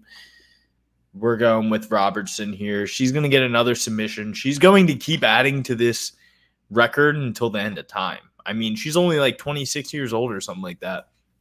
She's just going to keep subbing dumb, old karate women, and she's going to make a living out of that. By the way, I think your theory is wrong. I think that maybe as far as like appearances, like looks, you are correct. But as far as MMA, I think women gain more testosterone. That's kind of what makes them more haggard looking, but it makes them better fighters. So I think that the older the women get, the better fighters they become. Well, there's something to that for sure. Women definitely do, but I think there's a fine line. I think it's like you get to the point where you're an old biker bitch, a girl pulls you off your bar seat, and some young hot like some hot gymnastics, college gymnastics girl pulls you off your bar seat and you say, honey, not today. There is a fine line of women. There is a fine line of women who can do that. Not every woman is capable of that. But what I will say is I think it's more weight class based, and women are just smaller and it's harder to make those lower weights. And there's less weight classes for women where like men, there's, so many weight classes, so they don't have to put their body through so much trauma to get to the cage again. And that's why it's easier for heavyweights to continue on later into their career than it is for a 155 or a 145 or a 135 or a 125er. It's just because you put your body through a lot of strain to cut weight, and you have to when everybody else is. And at heavyweight, that's less of a problem. It's usually just like really big guys. Fair enough. All right. That's just my belief. Certainly up for debate. I believe that takes us to our next fight of the evening. Fight number 4. Fight number 5. We got, you're going to roast me for this one. Peyton Talbot versus Giannis Gamori. Last I checked, we got Mr. Talbot at minus 1,600. Go for it. Go for it. He's going to win. He's not going to lose. Go for it. If you hate free money, then by all means, hang back and watch the fight. But if you like free money, go for it. Take Mr. Talbot. He's going to dominate. Honestly, the under 1.5 is a little juicy. It's at plus odds. I believe it's just over plus 100, so it's not exactly the biggest bang for your buck here. But I think Talbot's going to dominate. We saw Gamori. He's not the best. Talbot is dead behind the eyes. He's looking to get a win by hook or by crook, by knockout, most likely. So Talbot for the win, man. Take the money. Take the money, please. I'm going to take Talbot as well. I'm going to take the over 1.5. In fact, I'm going to go diametrically opposed to young Daniel, or Daniel's son, as I like to call him, my little son. But remember, he beat the fuck out of little boy Cameron Simon in that first round. Cameron barely survived. But here's the difference. And Luke, thank you so much for interrupting me, because I was about to say that actually. This guy is French. The French, what do they do in fights? They sit on the outside. They play a little shell game. They play, let me touch you from my very far, and then when you come to me, I will no longer be there. And then, that's how they play. I think that this guy is going to be try to be very elusive, a very serial gun, a very serial gun. You know what I mean? A serial goon, as they call me on the streets. But he's going to be very, big, long outside, try to keep this thing, point striking like all French do, very cowardly fighting. And I don't think Peyton Talbot's going to get the finish early. Peyton Talbot seems to get behind a little bit early. He's a little bit of a slow starter, and then, like most of his fights in UFC, he finishes later. Third round, late second round. I think Peyton Talbot finishes this late second round, late third round, early third round. I just don't think he gets it done. 135, I mean, it's not really much of a gamble to take the over 1.5. Like I told you, auto bet scenario, weight classes 125, 135, 145, especially when it's a guy who, Peyton Talbot's good everywhere, but he's going to have to rock him on the feet. I mean, I guess he could go for a takedown and a sub, but I think this guy lasts for around a round and a half, and then we get that money, boy. That's the one way to make money on a 1,500 favorite. And I think Peyton Talbot finishes this fight in the 3rd round. Yeah, I agree. Over 1.5. We'll be betting Peyton Talbot at minus 1,600 at 25 years old. Anybody, 8-0. I mean, this is crazy. I would. Just add it. It's a little cherry on the fucking ice cream. It's a little cherry on top. What do you mean? Add it. You know it's gonna win. Yeah, earlier what I was trying to say was that, like, if I look at it like a roulette board, what I would see the rhythm of the night being is like Ricky Simone favorite, to Syria favorite, Boudet favorite, and then this is where you would start to be testing the upper limits of the bubble, right? Where it's like it's got to break sometime. Who's gonna break it? When's it gonna come up black? And it's like, will it be Waterson Gomez? I could see it being by split decision, right? But then it's like, nope, it won't be. It'll be Jillian Robertson. So it's like, okay, so now we're going into this fight. We would be going into 1, 2, 3, 4. This is the 5th fight of the night out of 13. This is the 5th fight of the night out of 13. And I think by this point, and I'm going to probably switch all my picks by the end of the show to align with this, but I think by this point, Peyton Talbot will be, the 5th fight of the night, and it'll be like all the favorites have won so far. So if you look at like a bubble and you add up the value of all the other favorites winning, and then you add in the minus 1,600, that bubble's going to boom. It can't hold. It can't hold all that juice in the bubble. It cannot hold all the juice. So will Giannis Camoras pop that bubble and burst it at plus 800? I think that he has just as good of a shot as Luke's new method ever since we've been doing this game is I will only bet on underdogs. And then, at some point, it has to come up black. All right, so I just changed my whole game. I'm going Ricky Simone to Ray to Surya, Martin Boudet, I'm going Robertson over Gomez. I'm going Gamori to be the first dog of the night to win. And he's a massive dog. I mean, he could. I mean, it's not that crazy to think, All right, those are my picks, and I'm sticking to them.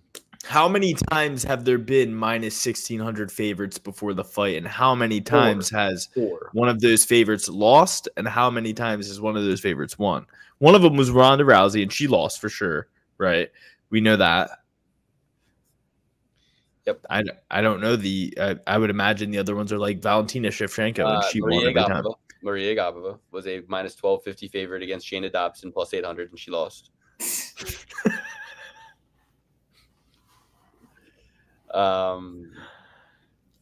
So what do you think? I already gave. The big one is Mike Jackson against the Irish kid who got disqualified. No, you're thinking of Nico Rodriguez. No, I'm thinking of Mike Jackson, the fucking guy Dana White hates, who got the disqualification win over the Irish kid. Is who I'm thinking of. I thought Nico Rodriguez was the guy who got the disqualification. I don't even know who the fuck that is. But what I will say is there was this one too. Clayton Tebow defeats Roy McDonald. That's not 1,600, Luke. I asked a specific question.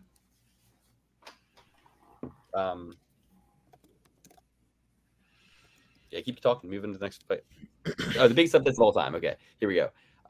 Sarah versus George St. Pierre 1, Rousey versus Holm, Nunes versus Pena, Silver versus Wyman, Rockhold versus Bisping 2, Barral versus Dillashaw, Emelianenko versus Wardue, McGregor Diaz, Adesanya Strickland. What are these? Just like the most well known ones? Like, because there's been bigger ones. Agapova versus Dobson. I see this. Are these ranked about like which one people liked best? I'm talking about odds. Like, why aren't they giving me the fucking odds? All right, whatever. Next up, we got Cub Swanson versus Andre Touchy-Feely, right? Is that the next one? Yeah. All right, for this, this is going to be a kill my darlings type of fight for me. I'm going to take Andre Touchy-Feely. It's just the smart thing to do. He's younger, he's bigger, he's longer. Has just as much experience.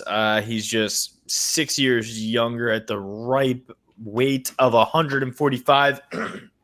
Before Luke came back, I was telling you guys how I think that age means a lot more in the lighter weight classes than the heavier weight class, and I explained exactly why, so I'm not going to get into it again.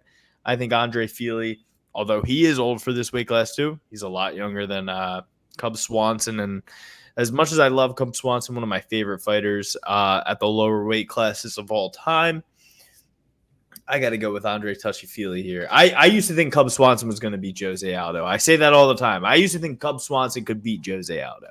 I'm an idiot. Even though he lost to him once. I thought if he ever got another crack, he'd win. These guys are disappointing in a lot of ways. I'm going. What? Go ahead, Luke. You got it. Yeah, these guys are both kind of disappointing in a lot of ways. So Cub Swanson looked like absolute shit. In a couple of these fights recently against like some of these guys, he's really wilted. But then he will come back against a guy like Darren Elkins and just demolish him, right? And then against Hakeem Dawodu, really shows out and overperforms. Based on his performance 10 months ago and based on Andre's performance 4 months ago, I'm going with Cub Swanson. I mean, the reality is he's durable, he's gritty, he's pissed off, he's bitter, he's annoyed, and he still gets out there and tries his damnedest. The guys he's lost to, I think, would fuck Andre Fili up. So, Andre just got knocked out 4 months ago. Bad, dude. And he's 34 himself, not a spring chicken. I think that Cub is just a more stable vet, whereas Andre is just entering that area of veteranship. And will he stick around to even be a vet? I don't know. Will he stick around to continue to fight until he's 40? I don't know. He's more of a different kind of personality kind of guy, I think. The reach, the height, it's all well and good. It's all great. But I just feel like he got knocked out 4 months ago. I was high on Andre going into that fight. Dan Ige is another short old guy, right? I mean, how old is he? He's not 40, but no, he's just as old. He might even be younger than Andre Fili. He's 32, actually. Yeah, he's 32. He's younger than Andre Fili. Okay, Dan Ige looks old as fucking shit. I don't know how the fuck he's 32. He's younger than me. Okay, so all right. So I'm gonna go with Cub Swanson, but this is not a fight I want to bet either. I want to bet losses, stay away. Double-digit losses, stay away. Wrong. We're going with Andre Fili. Easy dub. Parlay pillar. Bigger guy, younger guy, stronger guy. More ways to win. Grappling, knockout power, better boxer. Cub Swanson just wilts at this point. He's a legend as well, but this will not be the legendary performance, the last fight thing like we've had with Larson Gomez and with the Pitbull. It's going to be a loss. It's going to be unfortunate, but it won't be so brutal. It's going to go over 2.5. It's going to be a decision win. Andre Fili is going to get the dub, play over 2.5 if you really think Cub is going to pull this out, but he's not going to get a knockout. He's not going to sub him. But I think it's that straightforward, that black and white. Dan, you are so funny. I'm up there. I agree with you. And I think Luke is hilarious because he's always like late to the party on every single guy. And he's like, this Cub Swanson, man, he's about to make a run. And Andre Fili's the start. Andre Fili. I mean, I think that Andre got knocked out 4 months ago. And Cub throws a lot of power. And Andre obviously can fight, but we're going to see the worst Andre Fili we've ever seen. When did he get back to training if he got knocked out 4 months ago? So he got knocked out 4 months ago in February. When did he start training again? He was depressed in February. He was depressed in March. Did he start training in April? Who did he get knocked out by in February? Dan Ige.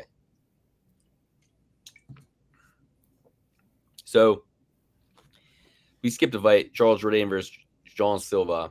So we'll do that one now. Minus 130, Charles Jourdain coming off a split decision loss to Sean Woodson. Which,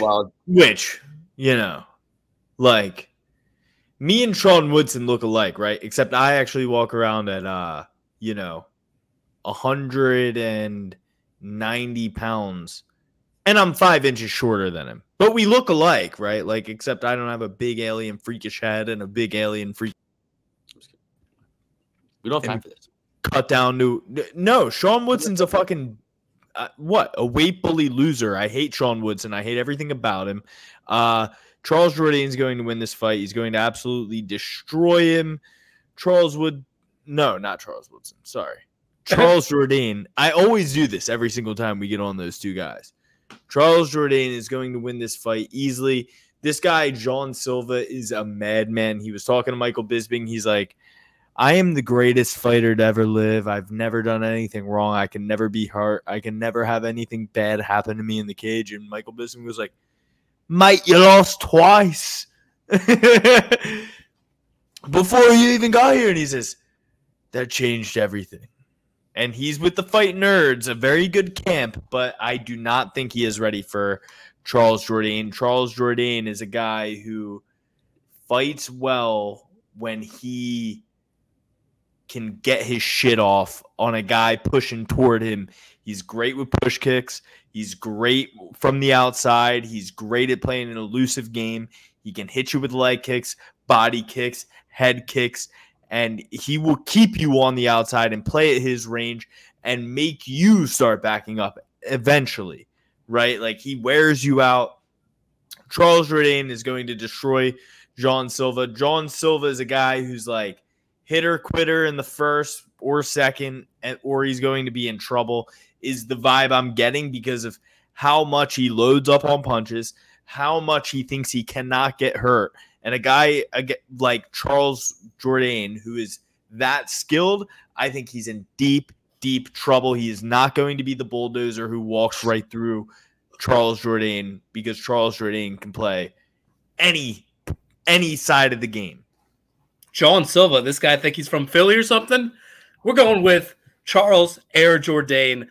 Lost are the times of Jourdain making the silly decisions, going for the highlight reel, jumping, flying knee KO. Now we got a Charles Jourdain, who's fighting with really good game plans. And I think you said it best, Alex. He fights great when someone, short little stocky guy, charging forward, trying to get off on him, and he's just picking him apart, kicking him with the leg kicks, staying on the outside. He can wrestle, he can grapple. I love Charles Jourdain. He puts up a ton of volume, hard to get out of there. How did he lose to Woodson? That was a split, right? Split decision against a freak, a 6'1" freak at 135 pounds. Who knows how to box his ass off, right? So, I understand that the aura around the Fighting Nerds is very high right now. They got a lot of momentum behind their camp, but this is too tall of a task for little John Silva. I'm going to go with John Silva. I like the odds. And the other thing is, I think that, Charles Jourdain, he loses a lot. John Silva doesn't lose a lot. Luke didn't even watch the John Silva fight. Yes, I did. You didn't watch it with sound on. You didn't even know that he told Michael Bisping he will never get hurt. I like it. Listen, you are a death touch type of guy, huh? I love Charles Jourdain too, but he's got 7 losses. And he lost to Charles Jourdain, or he lost to Sean Woodson. So I'm going to pick John Silva here. Okay, next up, we got Joe Pyfer, Marc-Andre Barriault.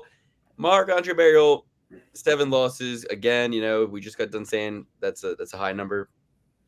So I think he's going to be a little too stiff for Joe Pyfer.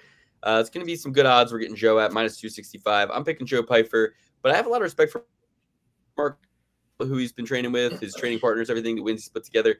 But ultimately, hasn't really faced great competition. I think that we're going to see the best Joe Pyfer ever bouncing off that Jack Hermanson loss. And, I'm going to go with Joe Pyfer to get the win. But I think it's mostly going to come down to body style and him being able to be faster and more powerful, and Powerbar being a little too stiff, a little too stuck in the mud. I think it's going to be a body style type of deal as well. But to start out, I think that Powerbar is going to be able to push Pyfer up against the cage for at least the first round, maybe win the first round. Okay. I think Powerbar can win the first round, gets knocked out in the second or third. I think Joe Pyfer sees a little bit of adversity. I think Joe Pyfer is stronger, bigger, faster, and has more power than Barriault. And the only way Pyfer gets it done quicker is if Barriault gets into a slugfest, which he does. He definitely tends to do that. I just think Barriault's gonna be a little smart with it, try to hold Joe Pyfer up against the fence, be that stockier guy in there, be lower center of gravity. Joe was going to have a little bit of a harder time getting underhooks in there. Barriault's going to hold him up against the cage for a lot of that first round. Maybe see stars at the end. Joe Pyfer knocks him out second round, maybe third. Love me some Joe Pyfer here. I think this might be our first Triple P certified pick. Boing.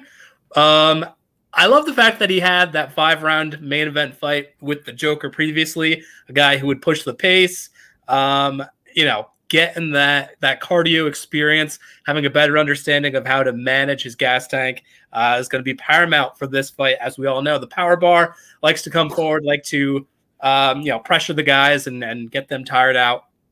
I think Pyfer is going to be very well prepared for this fight based on his previous one. Again, this is not a power bar fight. This is a Joe Pyfer fight. That's why he's on this card.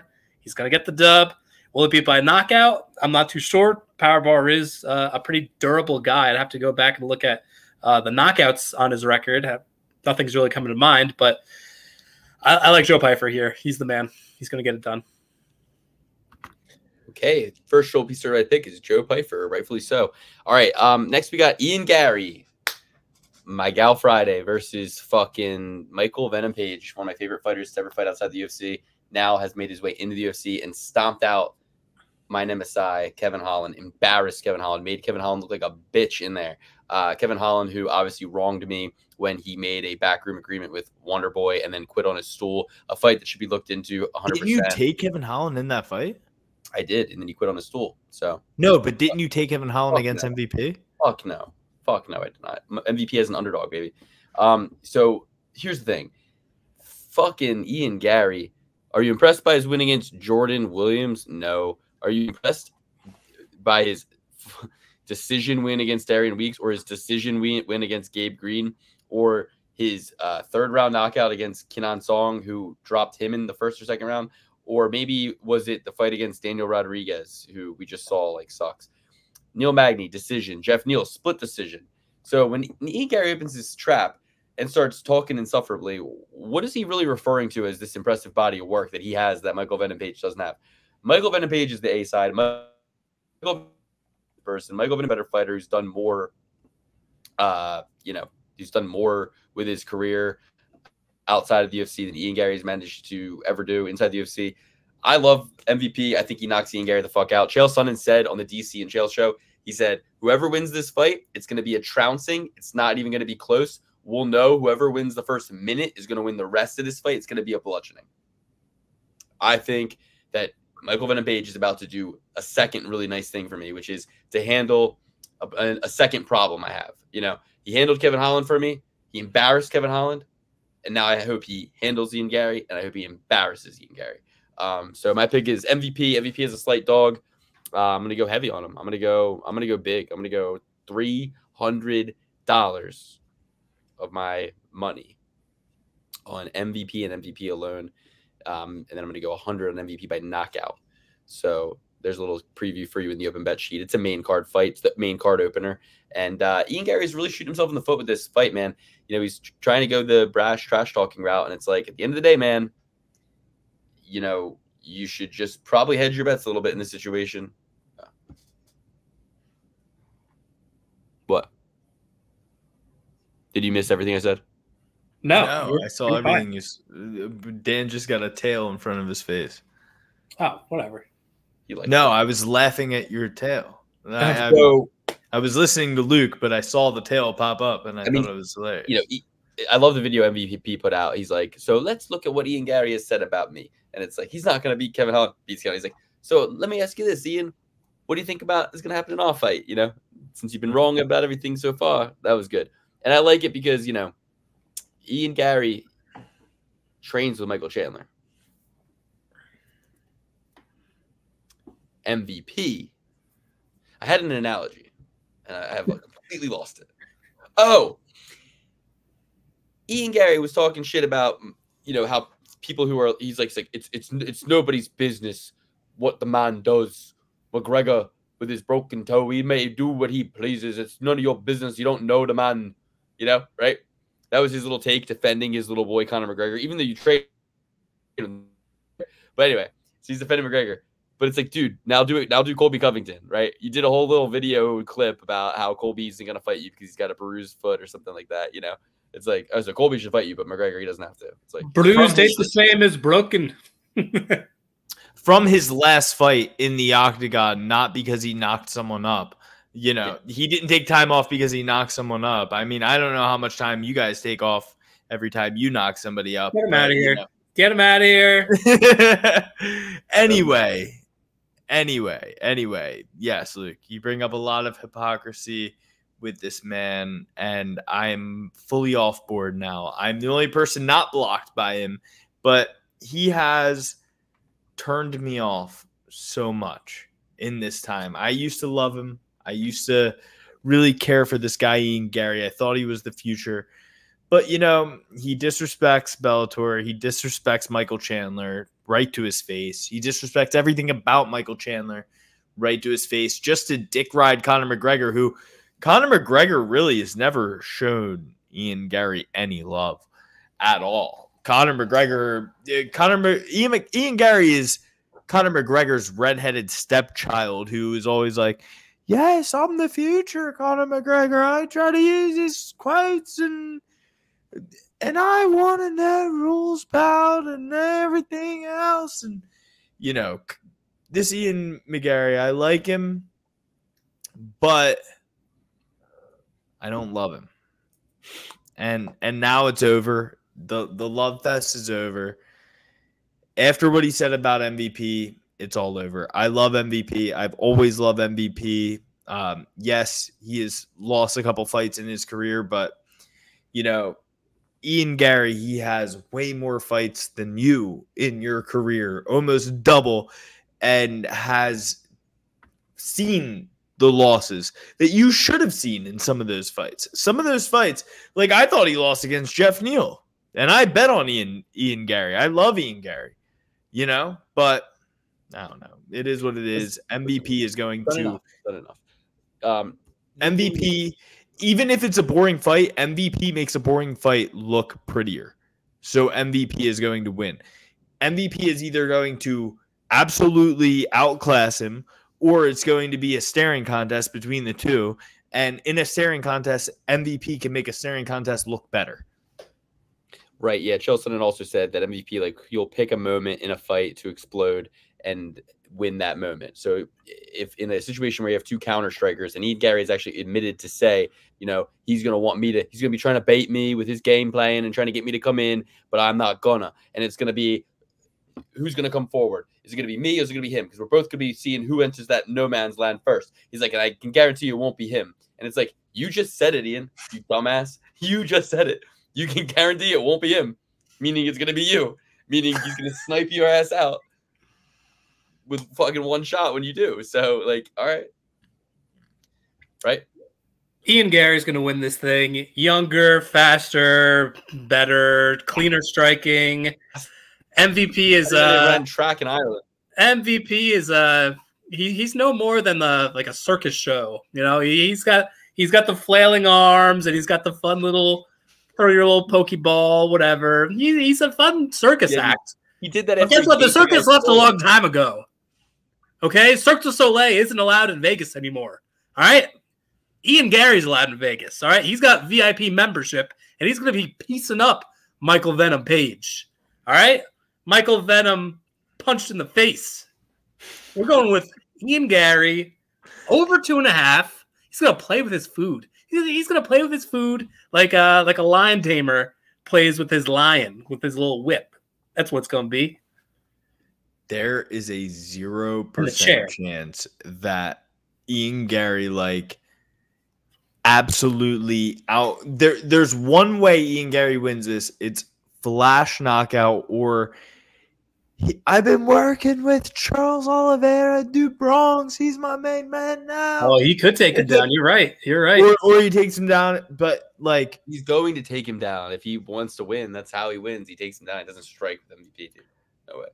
But MVP, like, Dan, you are just how old's MVP? 40? How old are you? 37. 37. At He's 185. At 185. Yeah, bring up the statistic that's for 170 and under, you dummy. Bring up the statistics for 170 it's and 170, under. Bro. It fights at 170, and Michael Page is fuck. Crypto's Ian Gary, so, like, you're drunk, dude. Fuck. So, fuck, dude. Ian Gary is so but, big. like, Ian Gary's going to win Fuck, Ian Gary's going to win. Fuck, no.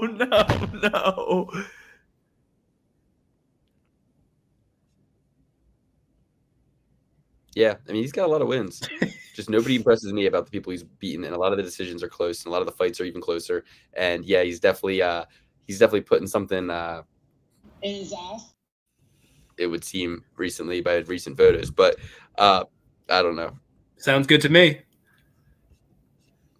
And that was a joke. Triple P certified MVP. No. MVP is my pick. I will never pick Ian Gary. I have picked him since the Layla beef, but and by the Layla beef, I mean when Layla invaded my DMs and my Instagram and commented on my photos and broke bad with me. Got me on my knees.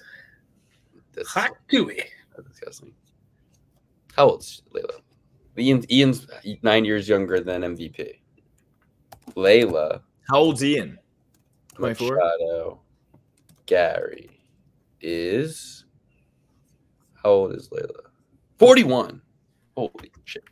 So if he says one word about Michael Venom Page being old at 37, let's make sure everybody reminds Ian that his wife is 4 years older. Okay? God, man, woman, dog. Okay. God damn, dude. Ian Machado Gary, what are you doing? Marabueno Silva, Macy Chais. Listen, I don't think 41's old. I'm going to be 41 someday soon. But the reality is, don't call Michael Venom Page old. Don't call him old. Well, he's in athletics. Your wife's in media. So, similar parallel. Don't do it. Don't you do it. Don't be mean to old people, Ian, Gary, or I'll be super upset. Marabuena Silva versus Macy Chiasson. Macy Chiasson's my pick. Don't ask me why. Marabuena Silva's got a dumb face in fights. She looks flabbergasted. She looks like somebody airdropped her into the fight and like she's surprised by everything. She's looking at her corner like, what do I do? She's crazy. I hate her. I don't hate her. I actually like her. She's a good fighter, and I will pick her again in the future. But Macy Chiasson, I hate way more, and it's almost guaranteed that she's going to win here. She's 5'11", 5 inches taller, 72 inch reach, been through it all. I'll let Alex get into it, but she's same age as this girl. You know, Raquel Pennington beat up on Marabuena Silva in one of the worst fights anybody's ever seen. That was for a title. If you can't get off your ass for a fucking title, how are you going to get off your ass against Macy Chiasson, who is just happy to not – she's just happy to be out of the house. She's just happy that she's got the UFC to protect her for the weekend from flying squirrels and tornadoes. And Luke, believe me, it's not the first time she was thankful she was out of the house. Because one time a fucking construction – what are those things called? The, you know – crane. What are those? A crane. A crane fell on her apartment in the middle of Texas. She lived in Texas. A crane hit her house, destroyed everything. She lost her identity, literally, passports, driver's license. Shout out to Olivia Rodrigo. She lost everything that she ever owned, this Macy Chiasson. And that's why I'm taking Macy Chiasson by pure grit. This girl's been through it all. She's seen it all. She's, you know, amazing. She's big. She's strong. She's talented. And, you know, when the odds are stacked up against – Dan was talking about this earlier. You know, sometimes it's not all about age. Sometimes it's about the grit of a woman. And Dan said that. He said, sometimes these younger women, you know, sometimes women don't age like milk. And I said, sir, they've just been spoiled since day one. That milk's been spoiled since day one. And they've been mean and rotten ever since the day they were born. And Macy Chiasson, although she hasn't been meat and rotten, the world's been meat and rotten to her. And she is going to come back and she's going to show the world that she has the eye of a tiger, champion. And you're going to hear her roar. Okay? Macy Chiasson by pure grit and determination. Dan, what do you think about this one? We are going with Mayra Buena Silva. All right. Macy Chiasson just doesn't have the goods. All right. Doesn't have the goods to get Myra off of her, really. I don't care how big she is, how strong she is, how much reach advantage she's got. It's not enough. Buena Silva's going to be faster. I think she has a massive grappling advantage. I like the fact that she's coming off of a loss. She's actually championship material. She actually got a title shot. So her coming off a loss, I think she's going to be motivated. I think she's going to get a finish here. I think Kason is too slow, too sloppy, too willing to play the game of Kason, too willing to, want to grapple. And it's like, all right, she's going to, you might get her, but she'll reverse position, get on your back, and rear naked choke you. That's how I see this playing out. And if it stays on the feet, again, Silva's could be faster with the hands. I get a little bit scared if it's just two girls kickboxing. Who knows how you could judge that? But even in that scenario, again, I think the volume, the speed will be with Silva. But eventually, this is going to go to the mat, and it's going to be sharks swimming with minnows. And this shark is labeled MBS. Dan, I appreciate that take. How could you even judge a women's fight if they don't get a takedown?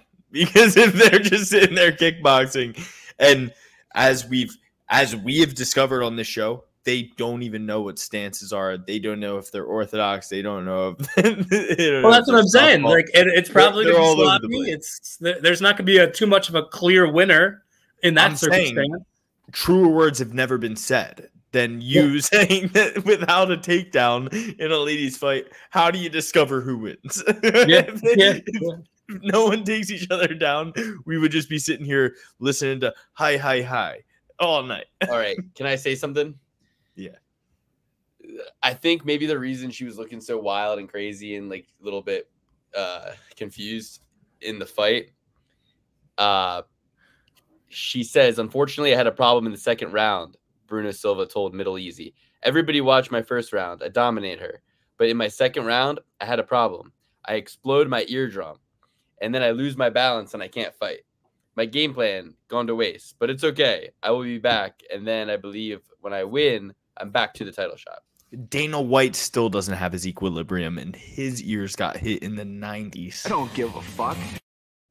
So how is she going to be back in time for that? Did you Google why did Myra Buena Silva have a crazy face in her last fight? Like, how did you find this? I was on Tapology, and at the bottom it says Myra Buena Silva News. It's part of Tapology I've never actually used, but there was an article, and it said, exclusive, Myra Buena Silva talks title loss, women's 135, and what's on the line at UFC 303 from Middle Easy. So I was like, okay, let's click this. So I clicked it, and if you can get through a fight with a broken eardrum like that and not get finished by a girl who finished Macy Chiasson, I'm switching my pick. I'm taking Myra Buena Silva. It's Myra Buena Silva. No, now we're talking.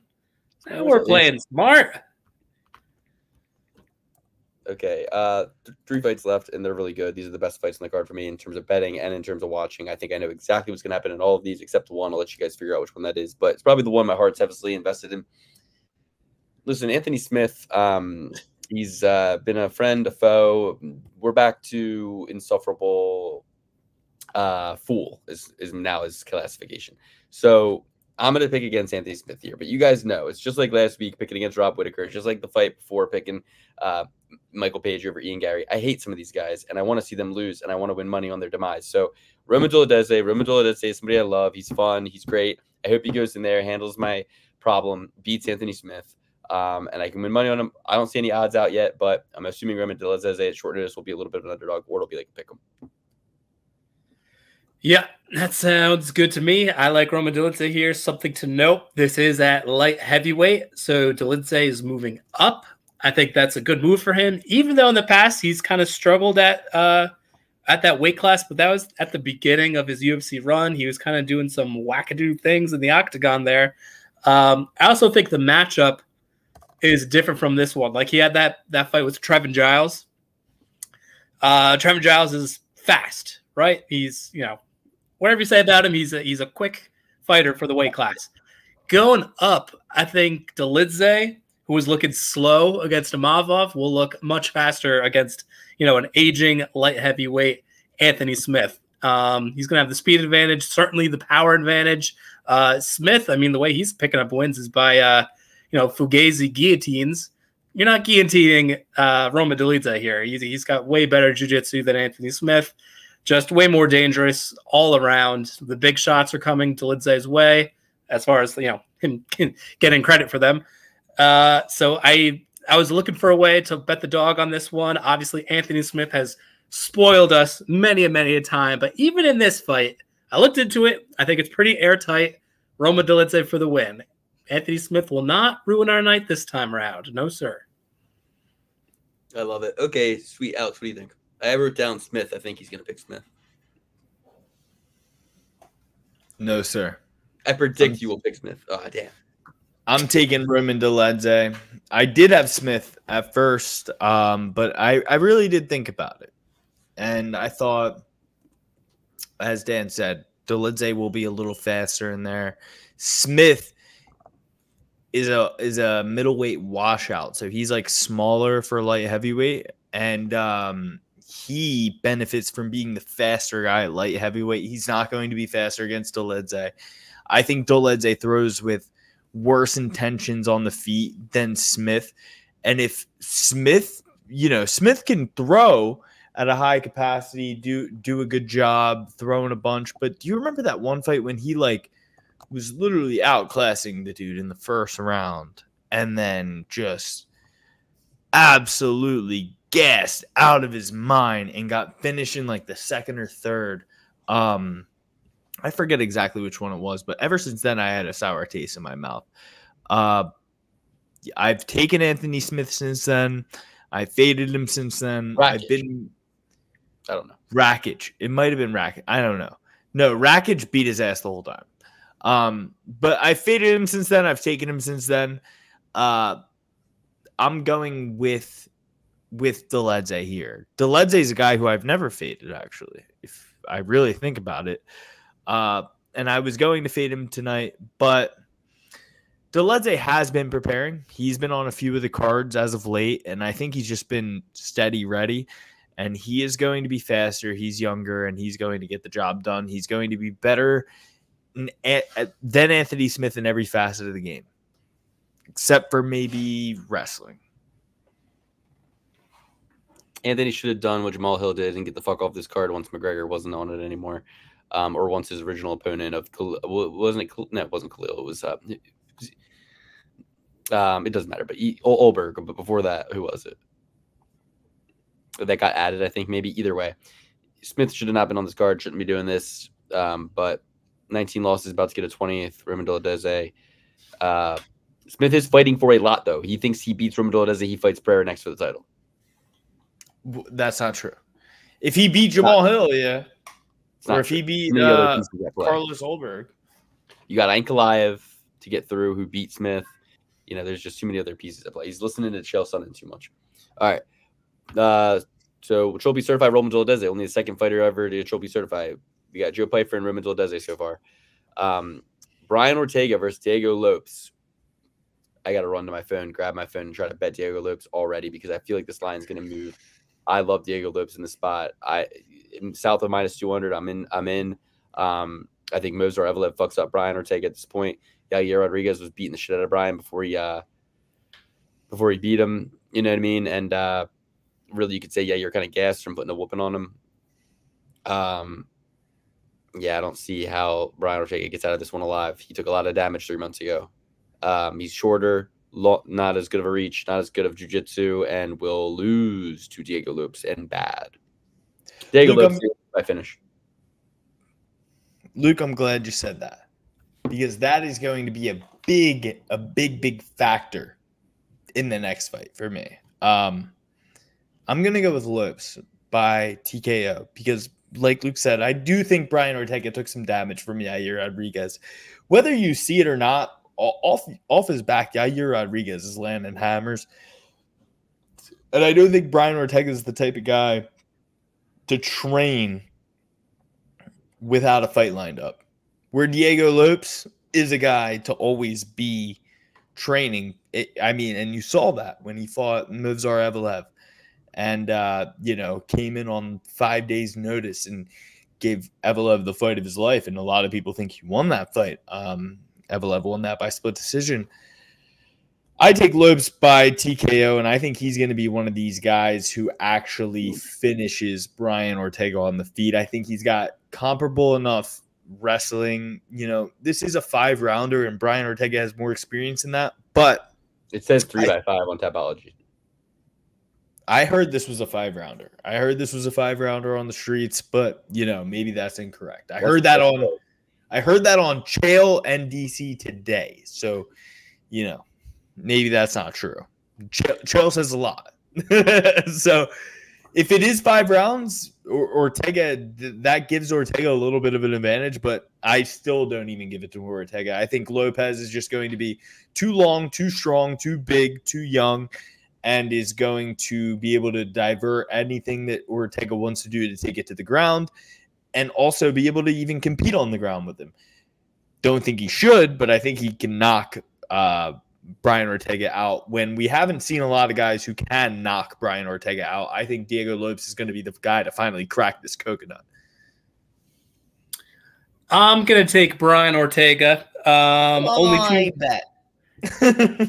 Only two losses to Max Holloway and Volkanovski, 2 of the best, former champs. The rest, he's a buzzsaw. He's just running through these guys, does not get knocked out, does not get submitted. We have a guy in Diego Lopes who's very finish dependent. He's not going to be able to finish Ortega. Ortega's got the better jab. I think he's just a more technical striker at this point in his career. We have a new, refined version of Brian Ortega who is, you know, he's not in middle school anymore like Diego Lopes. Diego Lopes, he's looking to be flashy and brash and get the big moments of the fight. Brian Ortega he's a little bit more refined, a little bit more graduated. He's okay with winning a fight with, you know, boring moments, jabs, some takedowns here and there, fighting smart. I think this is the new and improved version of Brian Ortega that we're going to see. I think this is Bobby Knuckles, Ikram Aliskerov all over again. This is, we got the shiny new thing. That's the old guard. They're old. He's not that old. It's not that old. And he's still going to retain his spot at the top of featherweight as per usual. Yeah, Brian Ortega got super refined by getting fucking lessons in the middle of the octagon by Max Holloway. I guess that's how he got super refined. I guess that's how years ago. I guess that's how his striking got refined when Max Holloway said, "Yeah, bro, when you throw the jab, you gotta have your other hand up, man. Yeah, ooh." Well, the thing is hurt, injured, and taking time off, and then his last fight, it doesn't tell you that he's any better. It tells you that he just withstood a beating. You know what I mean? That's all that really. I mean, it was admirable. He finished Yair Rodriguez. Who's a better striker, Yair or Diego Lopes? Sometimes eagle has to shed its feathers, Luke, and then it becomes even more powerful because it can grow more feathers. I'm done with that bullshit. He said bullshit. Before his last fight. I thought we really were going to strictly certify Lopes. Lopes can remember this, guys. Dream, believe, achieve, and make it happen. Lopes can do anything. Moving on. Alex Poatan Pereira versus Yuri Procházka. This is a tough one for me, guys. It's going to be a really great fight to watch. Can't wait to watch it. Plus 140 underdog is Yuri coming off that loss. It was a pick-em last time. He's a little bit more of a dog this time. He really impressed in the Alexander Rakic fight. He KO'd Rakic. He got the win. That was only 2 months ago. And then, meanwhile, 2 months ago, Alex had a fight against Jamal Hill that went a lot more easily for him. Knocked out Jamal Hill. Man, UFC 300 was amazing. That was the same card that they fought on. You know, I'm going with Yuri. I went with him the first time. I'm going with him again. You know, equal height, reach. Giga Chad's a lot of them. But he's 5 years younger. And he's also, I think, got more tools in his game to win. Now, granted, he also has more openings to get KO'd. But I really liked what I saw in a lot of the moments in the first fight. It's kind of a weird finish. I can't really accept it myself. I got to get it. I got to back it again. I got to go again. Going Yuri again. But I won't say that I'm not deadly afraid of what I've been seeing at Alex Pereira's camp. And he's sparring with heavyweight boxers. He's sparring with kickboxers. Sparring with MMA guys. Fucking shit up. Doing really well. And seemingly he's everywhere. And seemingly he's just fighting all the time. I mean, you want to know how hard he's training? Look at social media. He's everywhere. He's all over it. And there's videos of him training. Like, impossible to fake it. But Yuri's well studied. Pereira's giving him a lot to study. I hope he's smart about it this time. 35-fight vet versus 12-fight vet. A lot more experience. A lot more tools. Give me Yuri Procházka to win and to redeem himself. Or commit seppuku. Dan. I like Yuri as well. I think there's going to be a beautiful trilogy fight set up here. It's not that crazy, Alex. He's a plus 136 dog. All right. No, I laughed because he said if Yuri doesn't win, he should do Sabaku. Oh, okay. Yeah. You don't know what that is. You don't know what that is. Because you're an uncultured swine. I'm assuming it's some sort of bukkake deal. I don't know. But we're going to go with... No, it's when samurais kill themselves because they lost a battle. Okay. Ancient history dork over here. We're going with Yuri Procházka. You know why? Because he had some moments in that first fight. He really did. I think he's going to build upon that. I think he's going to learn from his mistakes, namely, do not be a stationary target in front of Alex Pereira. He will get to you. Keep those feet moving, which he's good at. He's done it in the past. He does it all the time. I think he's going to be coming at weird angles. I think Pereira is going to get frustrated maybe at some point in time. And listen, the gravy train has to stop at some point in time. Pereira has just been active. That's great. But at some point in time, it's got to come to a head. So I like Yuri here. He's obviously super dedicated. This is, his shot to get back to the title. Oh, my God. Everything's a fucking joke with Alex tonight, huh? I'm trying to make a good point here. Yuri's going to be all over the place. Hard angles, hard to find, hard dub, hard win. What are the hard angles? Coming in with his head in the side like this? Or coming in with his head on the side like this? Yeah. And wide open head. Not wide open head. Nope. Those first two angles that you had were good. His main defense is forehead, and Alex Pereira is like, huh? Chama. Let me hit you right in the temple. That is what I'm worried about. I am worried about that. Are you worried about that? Are you worried about the same exact thing that happened in the last fight? And yeah, honestly, I am kind of worried about that. Are you worried about that? Are you worried about this in the Rob Whittaker Lickstrom fight? But listen to this. Listen to this. Ready? Luke, you brought up the damage that Ortega took in his last fight, where Lopes just absolutely buzzsawed Sadiq Youssef, right? The damage that Procházka took in his last fight against homeboy, what was his name? Rakic. May I rebuttal? I know what you're going to say. May I rebuttal? Yeah. Rakic won the first round. Rakic won the first round. We all know what you're going to say already.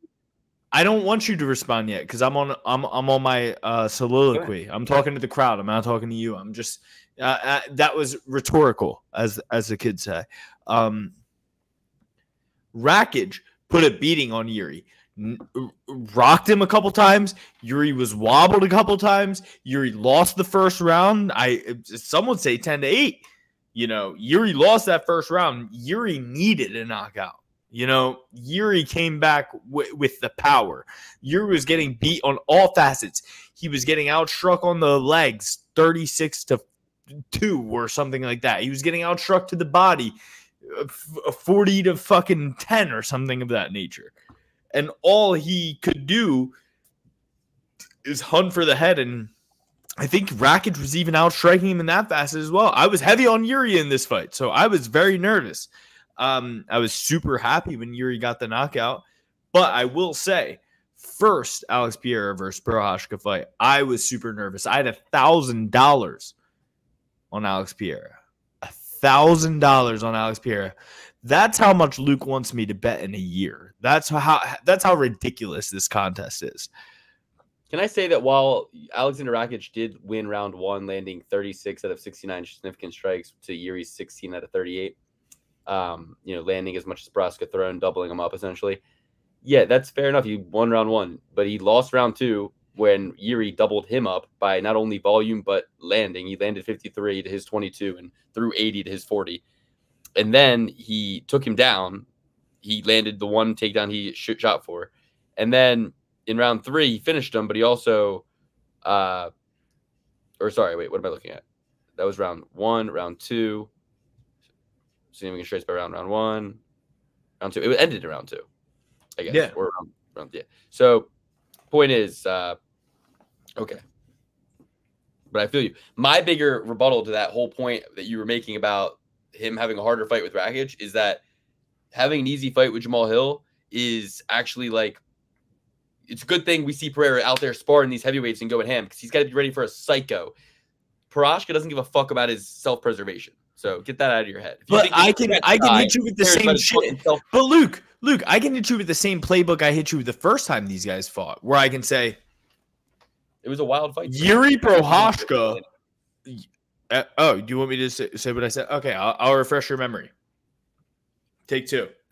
Yuri Procházka almost lost to Glover Teixeira. If he didn't finish him in the 5th round, he would have lost that fight to Glover Teixeira, who is Alex Pereira's coach, who Alex Pereira just fucking dunked his head in the water like he was a little baby giving him fucking baptism. You know, he was choking Glover Teixeira out with water. My best friend, Glover Teixeira, Alex Pereira was choking Glover Teixeira out with water like he was a baby getting baptized. And you think that Yuri Procházka is going to come out here? Luke, you just told me to refresh their memory of what I said the first time these fuckers fought, and which is why I bet $1,000 on Alex Pereira in the first place. I think Alex Pereira is going to win this fight. I think it will be a little closer than the last time, but I think Alex Pereira will still land that left hook because Yuri Procházka comes in with the side of his head quite a bit, and he uses a lot of head movement. But a guy like Alex Pereira, he's not confused by something like that. He is far too experienced. He is going to hit you in the crown at the temple, and he is going to knock you out, and he will knock Yuri out more definitively than he did last time. But it will be a much more competitive fight before that. Except the bottom. I really have to go, everybody. In the personal audience, something personal Alex, something personal Dan. We 13 fights, other things to do tonight. Alex is drunk, and don't let that happen again, Alex.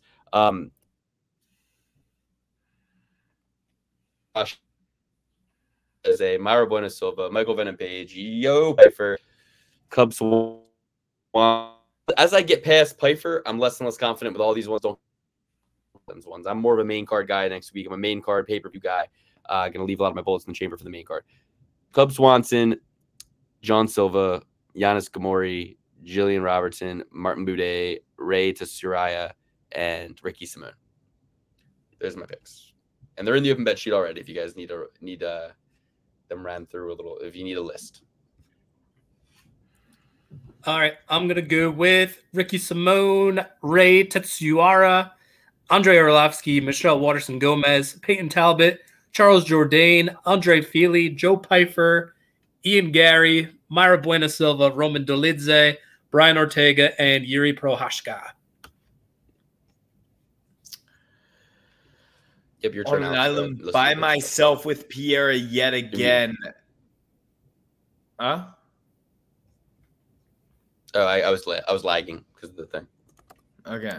Yeah. Fix your connection. Pereira on an island by myself yet again with Pereira against Procházka. Pereira, Lopes, Dolidze, Chiasson, Page, Pfeiffer, Feely, Jourdain, Talbot, Robertson, Arlovsky, Hernandez, and Oliveira.